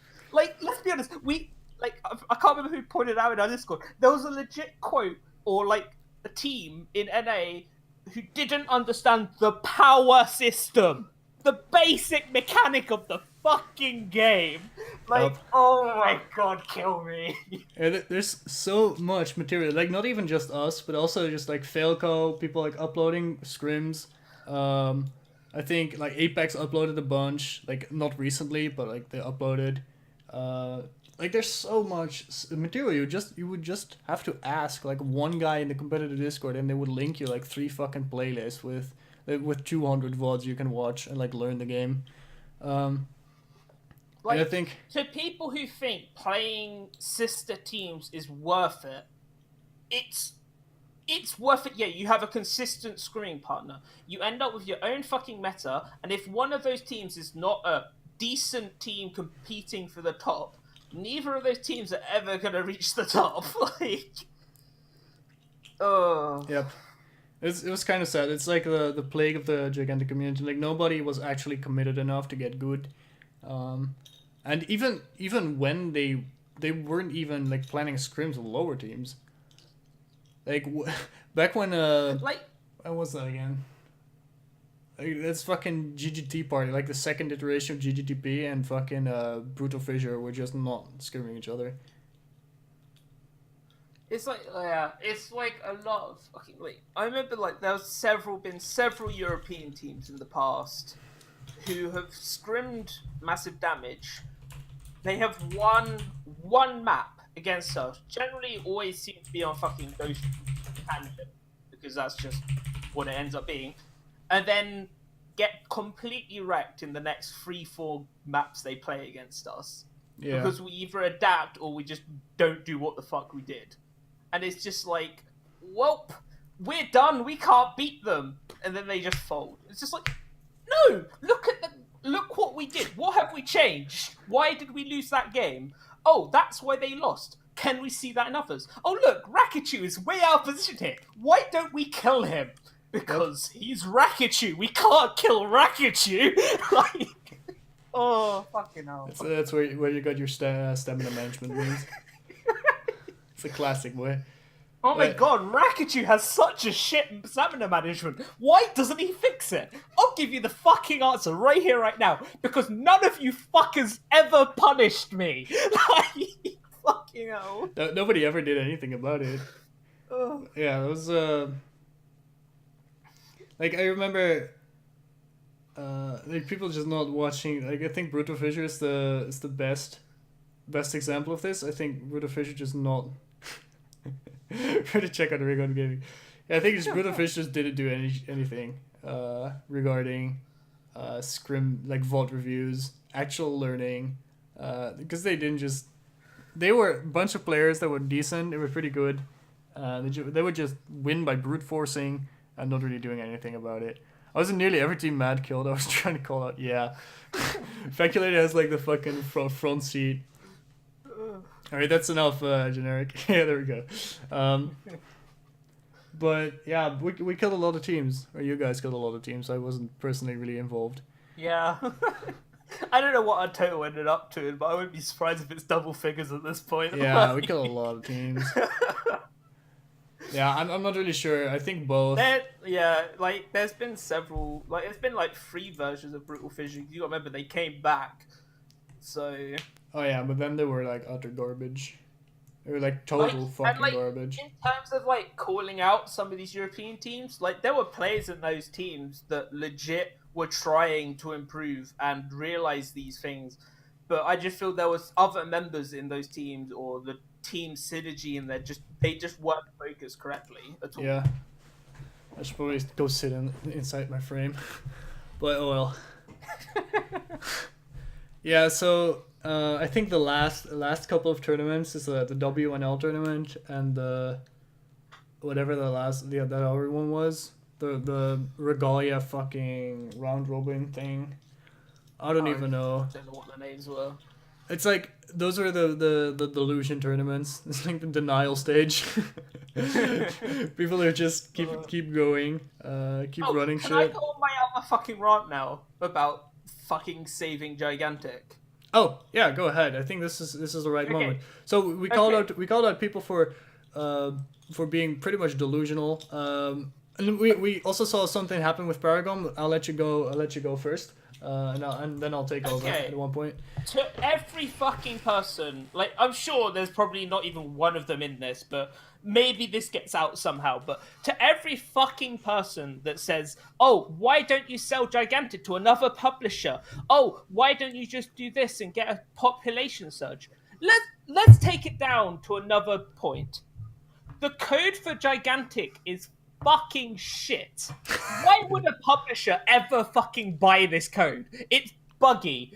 The maps don't sense. It was generally only had a population surge for half a month.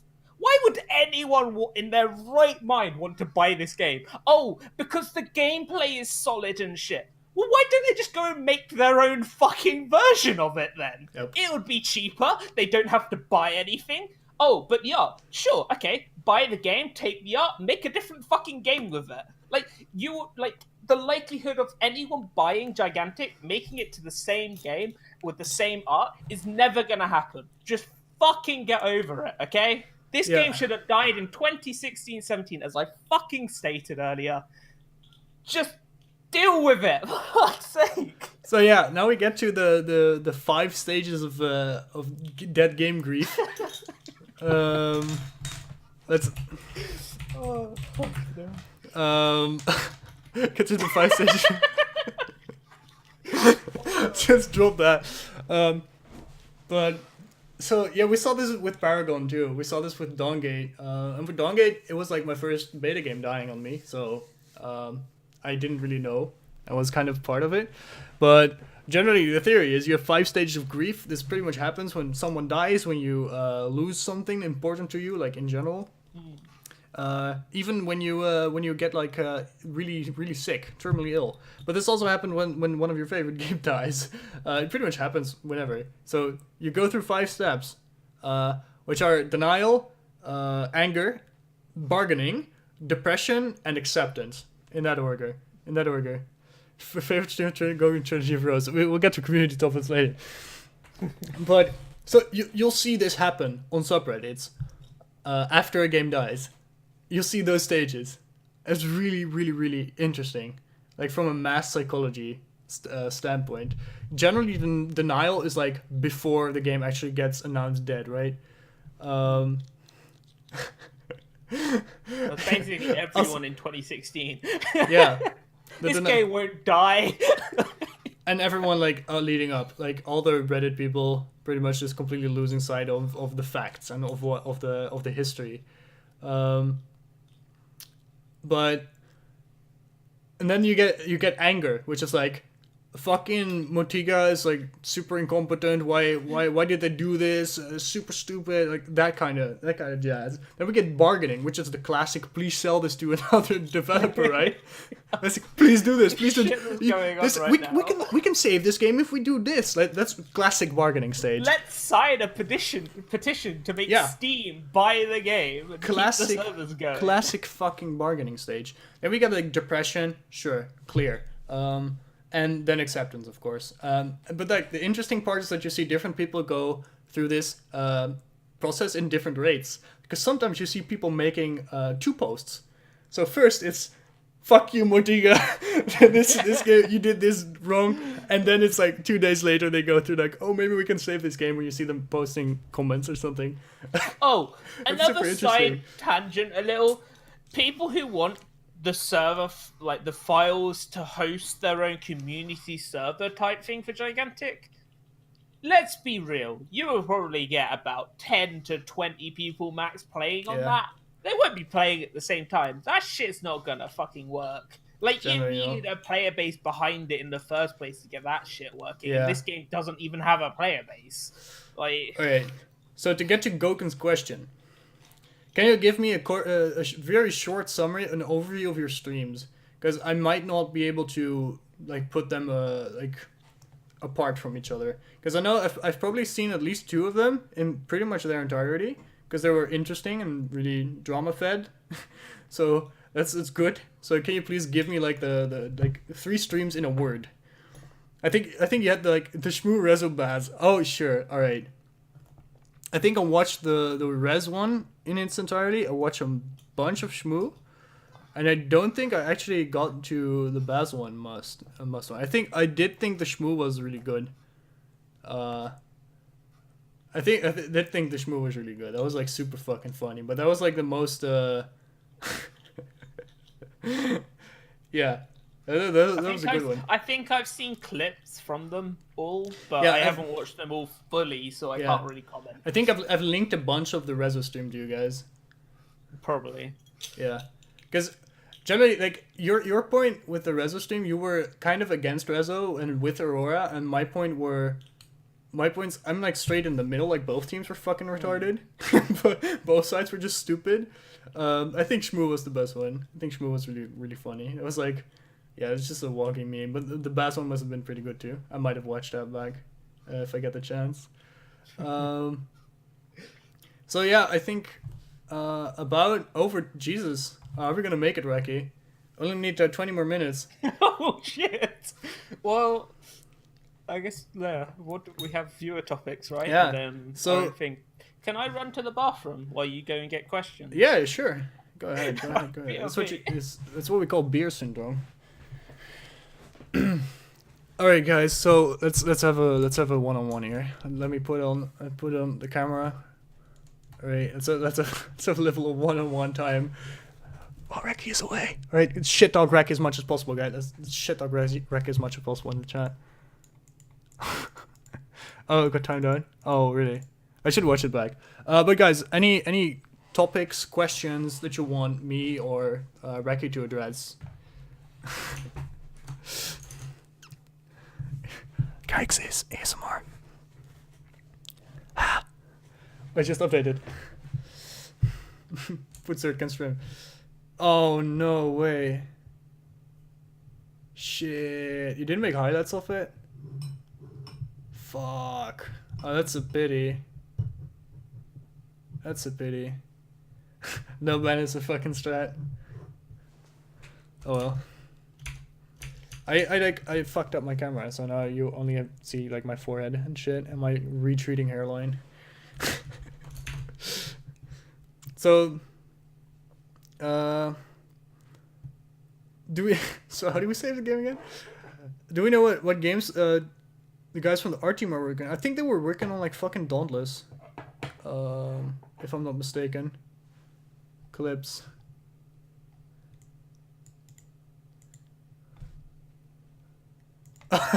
I'll show this to everyone. Goken. This is worth it. This is fucking worth it. Let me like make this a little larger. How's this look right now? I have to keep production in mind right now, so. Oh, this is complicated as fuck. That.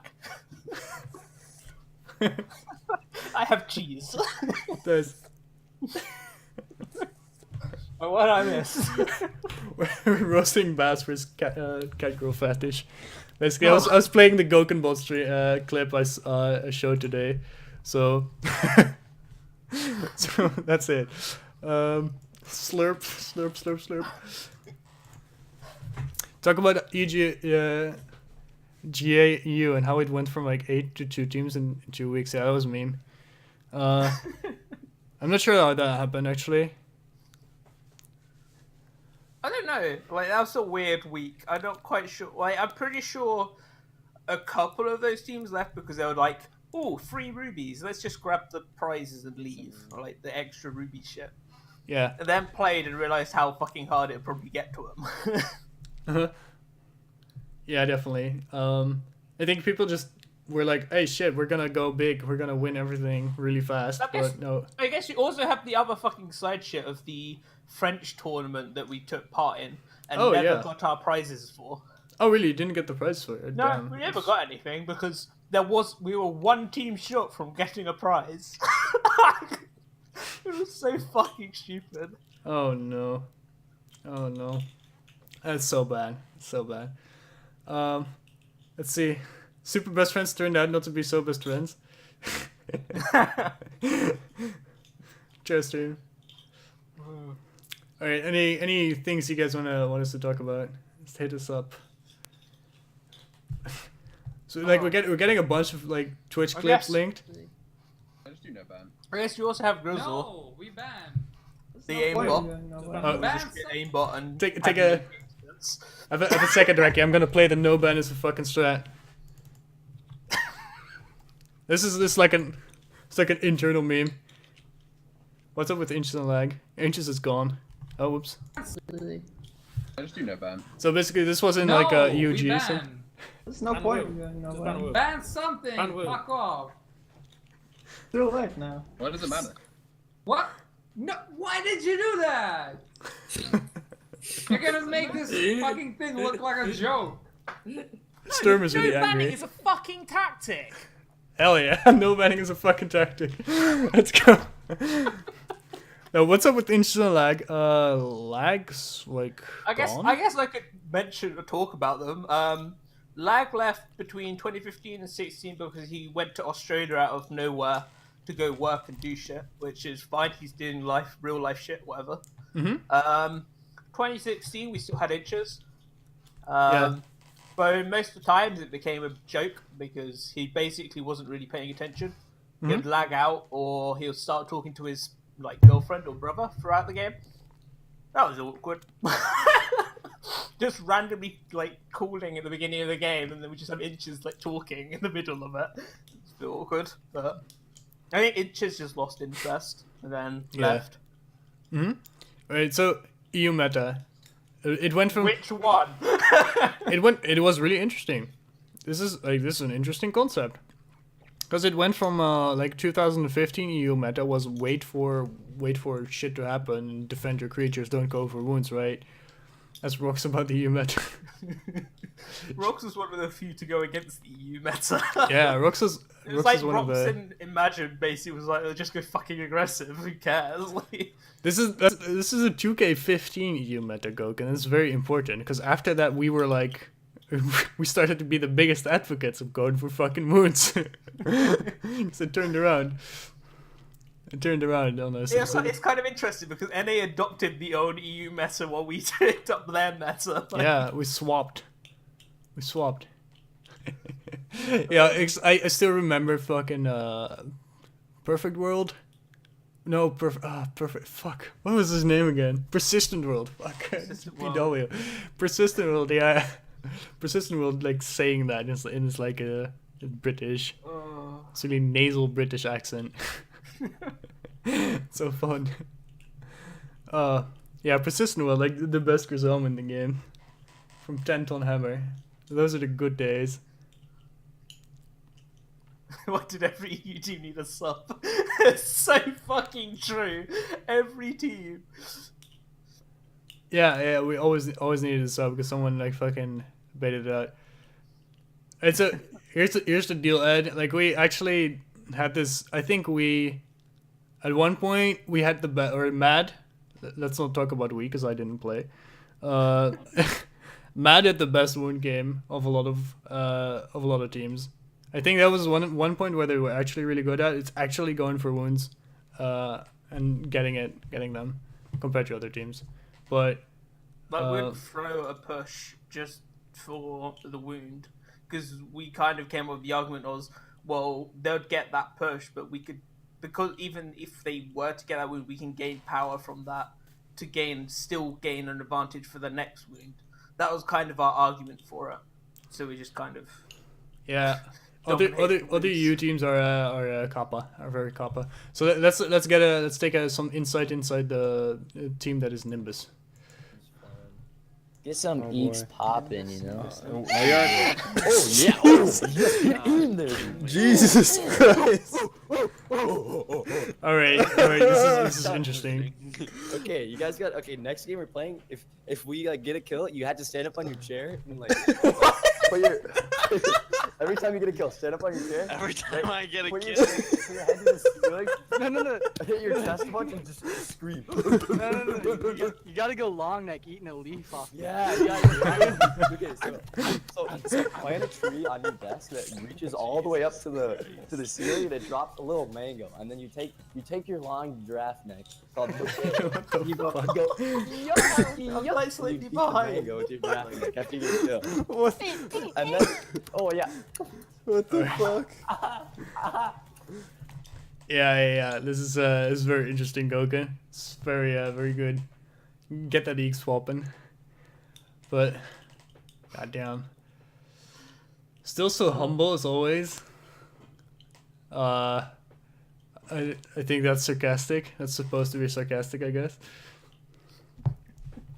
Oh, hey, all right. Let's get to the competitive Discord, man. All right, so original intention of that server was to motivate people to form teams, actually stick together and find scrims. Alias team of chat is It was originally EU Europe focused, but then Yeah. we decided to open the floodgates to NA because we were like, well, we might as well just make it global. It'd be easier. Yeah, and so I think we achieved kind of. At one point, we had like a really healthy community in that Discord. I think we had a really good thing going, with like people just coming in, asking questions, and people seriously answering questions. But we also had like a good balance of just fucking memeing the shit out of everyone. So that was great too. I think that balance was really good. But I think the highlight of the competitive Discord's Almighty's fucking breakdown. I completely forgot about this. I just thought of it. Well, yeah, you deleted it. I deleted it. This is probably the thing I regret most in my gigantic career. I deleted Almighty's fucking rage. Oh, Jesus Accidentally, Christ. because you didn't actually realize it would delete it. No. I banned his ass, and I forgot to untick the box, like delete all his messages. Oh, wow. So that was very, very, very salty. But That was... Yeah. was an interesting night. he was just flaming fucking everyone. It's like getting at trip players. I saw some screenshots of fucking Prod getting flamed. I think who sent that to me? I think it was Flim who sent some fucking Prod screenshots of Almighty just flaming everyone. You can still see people reacting to nothing. Yeah, it was mainly because of Trip. He got super angry. Oh dear. Yeah. Gosh damn. I mean, the one thing I regret is I'm sad that I never had a Trip player go up against me where I could feel this pain that all these people complain about Trip. Like, it's like the one thing I've never really experienced, because in Europe, the only real, like, threatening Trip was Aradre. Yeah. I pretty much only duoed with Aradre, so I never really experienced it. So I was always, like, in this situation of, but all EU Trips are shit. Like, where is all this? Yeah, Visters. I mean, I think getting fucking pounded by Rodri just when you're new to the game is an experience you have to have had once. I think Rodri alone like tilted fucking Flash Gang like out of existence probably. No, I will admit, like if I real talk Ardre right now, like I feel late 2017, Ardre was not particularly great. Like, yeah, he had reasonable mechanics, but if I look back at the Mad VODs, most of the time the reason we lost pushes was because I drink up picks. Yeah. I'll be real talking. Like, Roger just straight up inted a couple of games. It was just randomly just being useless for game. It was fun. It was good times. But yeah. All right. So I have a question for chat. What's one thing you guys regret doing the most? I think that's an interesting question for us because we have a lot of active community members in the chat here. So what's like one thing you guys regret during this period? Can we get something reaction? But yeah, like this game in general, just it's a representation of a really turbulent time in my life. So it's very difficult to let it go at one hand. I'm slightly depressed that Gigantic lasted this long because I'd have gone to Overwatch when it came, like just before it came out, if Gigantic wasn't around. Who knows where I can fucking be right now? Yeah, because I think this like interacting with everyone here is like taught me so much, like about myself, about other people. It's very interesting, like what a game can do. I regret installing Gigantic. Jesus Christ. yes. But whew. Let it sink in for a minute, right? It's gonna be gone. It's gonna be gone. Like we have to. I think this is like a nice segue into the what's next for us section. I think we're kind of like spoken out about the game itself. At least I am. I think it's finally that like I do have to. So let me sketch the process for me how this went because we laughed our ass off when we found out the game was dead, like in that fucking meme way. Yeah. We could have moved, but yeah, that's the deal. Because, and this is why I picked Hotel California for the server name, because of that one sentence. You can check out anytime you like, but you can never leave. That's how I felt about this game for so long. Because it was just I was unable to kind of let it go for a long time, just as long as it existed. And so this is where the process comes in. Is I laughed my ass off. I kind of was a little sad. I saw it coming for ages, so it was no surprise at all. Just the way it happened, but like I kind of got a little sad after a little bit. It was like, yeah, shit, we have to move on now. We have to find something else, and there's just not really a good alternative for me, at least personally. Same. Yeah, I just don't think there's a good alternative. I don't personally like Overwatch all that much. Like I like Paladins, but they fucking ran that game into the ground, fucking high res. So I think I'm just gonna like fuck around for a little bit and beta chase, find the next hot dead game because beta games are too damn fun to be around in. Mainly because what if you guys do just jump moves Paladins? Yeah. Mainly beta games are so fun because you're so close to the rest of the community and the developers as well. So you're like you're very close to people, and that's nice. You can talk to a lot of people. You get to know a lot of people, and you get to do like organized stuff with other guys. So, competitive Sea of Thieves. All right, guys, if you're interested in Sea of Thieves, there's a 30-minute clip of me and Rox on this Twitch channel, me fucking tearing some nerds up. It was really fun. Like that was fun good to shit. watch. And yeah. So yeah, go watch that clip if you're anywhere near interested in Sea of Thieves, because that's a fun clip. It's basically me and Rox fucking ripping apart 2 4-man crews as like a small as like a small 2-man crew. But I think one thing that's very troubling is the way the gaming market is at the moment. Because like fuck, if you're... We're in a weird fucking situation with the gaming market because it's all fucking, what do we call it?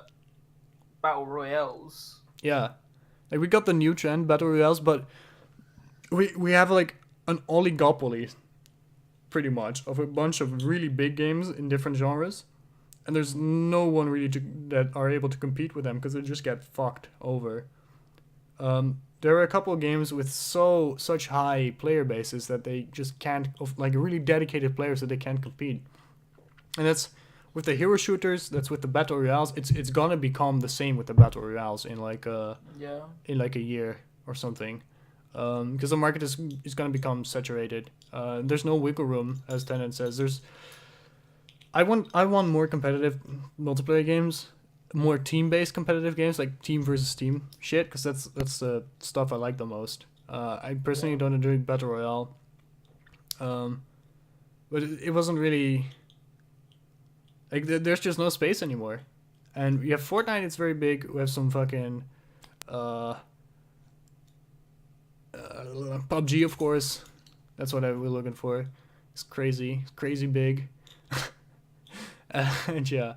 So I just want some new MMOs that are like very interesting, but the battle royale trend just doesn't bother me. It just doesn't get me going. So I might just fuck around. I tried playing a couple of them, and I just don't enjoy them. They're just ugh. Harry's It's making too much RNG. Yeah, Harry's making a Paladins battle royale is like super meme. That's like so high res of them. That's so high res of them. It's like just suck off the biggest trend you possibly can. But it's like it's gonna be difficult for me to find a new game that I want to throw myself to. But because that's how I play games, I don't enjoy single player games mostly. I just choose one game. I spend 2 to 4 years of my life on that, and then I move on again. But I don't see a new target, and that might take a while. It might take a fucking year or something before something else pops up. So yeah, it's like same as like I've been bouncing between a few games. Like I've been trying to play Overwatch. I just can't really get in. Like I think Overwatch doesn't really have a grabbing point. I like the idea of competitive. Like I watch the Overwatch League and shit, and I really fucking enjoy that shit. But it's just like when I play Overwatch, I'm just like I can't be fucked with this shit. Like yeah. it's the like biggest issue. so hard to keep I up. played a little bit of League. It's similar shit. It's like I can watch it, but I just can't get fucking used to it. Yeah. Definitely. So what will we do next? We don't know. I think we'll keep in contact, of course. Yeah. Sure. Will there be Gaiex and Rakychu streams? I don't know. If we find something else. I'd love to be able to stream, but I just don't I don't play enough games for a long enough period to really argue a stream. That's the issue I have. Yeah, it's that's a big question. Like, what the fuck am I gonna do with my life right now? Like, obviously, I have to do school and shit, and I'm done with school after this year. It's also a really big issue for me.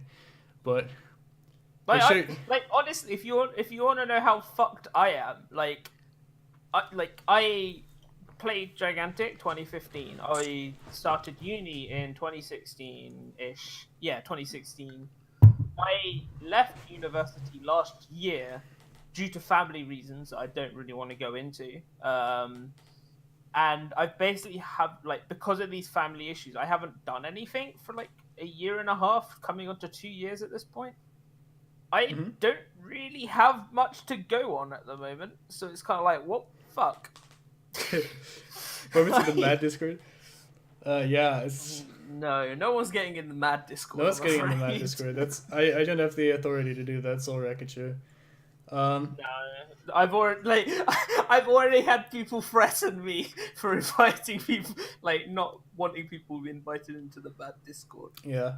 So maybe we could throw the invite link to the Massive Damage podcast room that we have. Just just give it for people. Fuck it. Oh, that's interesting. No, so let me just extend an invitation for everyone that's right here to add me on Discord at least. I'll be active there. You can add me as a friend. We can maybe do some shit. Probably not though, but we can talk at least if you have something you wanna chat with. Yeah, there's only 7 people. It's everyone else. So just add me as a friend and we'll keep in touch. Like I have a bunch of NA folk. And you can throw requests to me as well, and I'll accept them all as well. Yeah, Yeah, I might actually go into streaming a bit of Sea of Thieves if I can actually afford the game again, because $70 is so much, and I want to wait. So expensive. It's really expensive, and I want to wait until there's a little bit more content to justify that purchase. Because for me right now, it doesn't really do it. It's not enough. It's fun for like a couple of weekends, and oh fuck, production. It's very expensive. It doesn't really do enough. Like the release cadence for them is insane. Like they're gonna go from alpha to fucking release day. Oh jeez, where's your cam going? You're going black. You're going out. Oh, there you are. Shit, sorry, I clicked the wrong button. Fuck. Yeah, so the release cadence is insane. They want to release the game like three fucking months after the alpha ended. So that's kind of insane, basically. If only Motiga did that. So, but generally, I think Sea of Thieves it's an incredibly fun game. It's a true experience. It's beautiful, but it just needs more content. So, definitely, yeah. Rip Gigantic, rip Massive Damage, rip this podcast at least. I think we're gonna be around. Maybe find a new home somewhere. Maybe we'll eventually join a new like alpha/beta game that we can start a Massive Damage podcast. Yeah, so definitely what I would be most interested in, if people find beta games that are promising, please hit me the fuck up. Please just link me a game and I'll go check it out myself, even if they might be as you see all in the next dead game. That happened to Dongate. Like a lot of people moved on from Dongate to like Gigantic. Like I met a lot of people here, so as a Dungeon vs GGT playing Sea of Thieves, you gotta watch out for Rox and me, dude. We're fucking killer. Like our Sea of Thieves synergy is on fucking point. We're tearing it. We are tearing it up. But yeah, so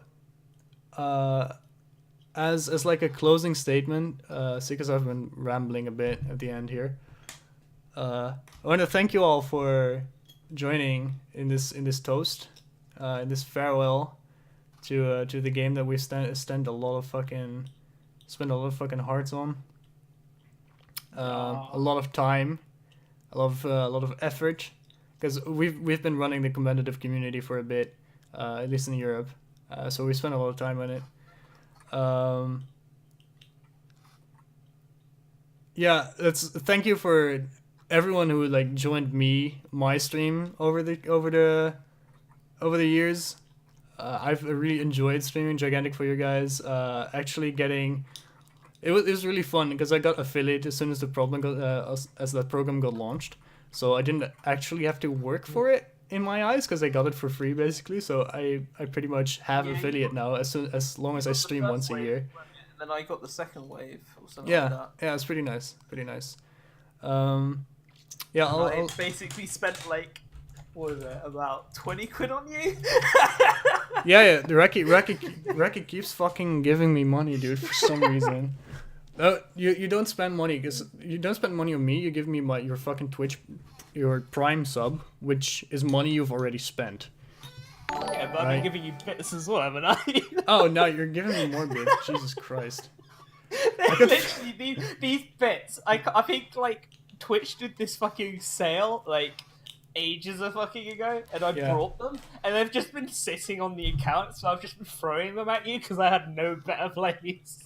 Yeah, I appreciate it. Now, like, I probably should revisit my emotes if I ever do like a new streaming. I might just go hard on streaming this summer because I am done with school. I have to go look for a real job, which is scary as fuck, right? So I might just take like a couple months off and like try hardcore streaming if I have a good game for that. So I might be actually using my Twitch channel again. Oh yeah, like if I find like if I get like Feels if I real, man. somehow Feels get real, hooked man. fucking Overwatch, like if I get hooked, then I'll fucking play and I'll stream and shit. But I need a game to hook me first. Yeah. So if you want to keep up with me, go follow me at Gaiex on Twitter. I'm still kind of active. Yeah, I got to submit to the Working Class Life. So your closing statement, Racky, go ahead. closing statement, like general, I guess. Yeah. Thanks everyone who like has paid any fucking attention to me at all. Like, thanks everyone who fucking watched my Twitch and shit. Anyone who followed my pathetic tweets that I never tweet. And shit like that. It's been a very interesting and fun ride. I don't regret playing Gigantic No. and these years I've put into it. No, well. And maybe I'll see you in the next game. Definitely. I'll try not to rename because I have a tendency. Okay, I'm already renaming, right? Because I have a tendency to rename after every big chapter of my gaming life. So I might just if I rename, I'm renaming to Yesse, which is my name right now. It's very It's close. fine. If you rename, I will probably still be Rakychu. Yeah, Like- sure. So you can identify if Rakychu is around. Not yet, man. What the fuck? Not yet, man. What the fuck? Question block. Thanks for following. Hope hope we get that. Rox's beautiful voice ringing in my ears. So guys, I think that's where we're gonna end it. For now, this is it's been a ride, and thanks for all the 30 people that have been sitting with here. It is our longest episode. Yes. We made it. We made it. We made the longest episode. We did it. So it's really hard for me now to press this fucking button, but Once you hit that button, it's over. yeah, it's fucking over. It's over. I'm not gonna play Gigantic again. I'm probably not gonna play any more games. I'm probably just gonna uninstall and move the fuck on. Because this. Let me just say one more thing. This is kind of this episode is kind of a closure point for me as well. I'm like, yeah, I want to be done with it. I want to move the fuck on now. So let me direct in the camera. Thanks everyone one more time for watching, and this has been Gaiex and Rakychu. We enjoyed this so much. Goodbye. Bye bye.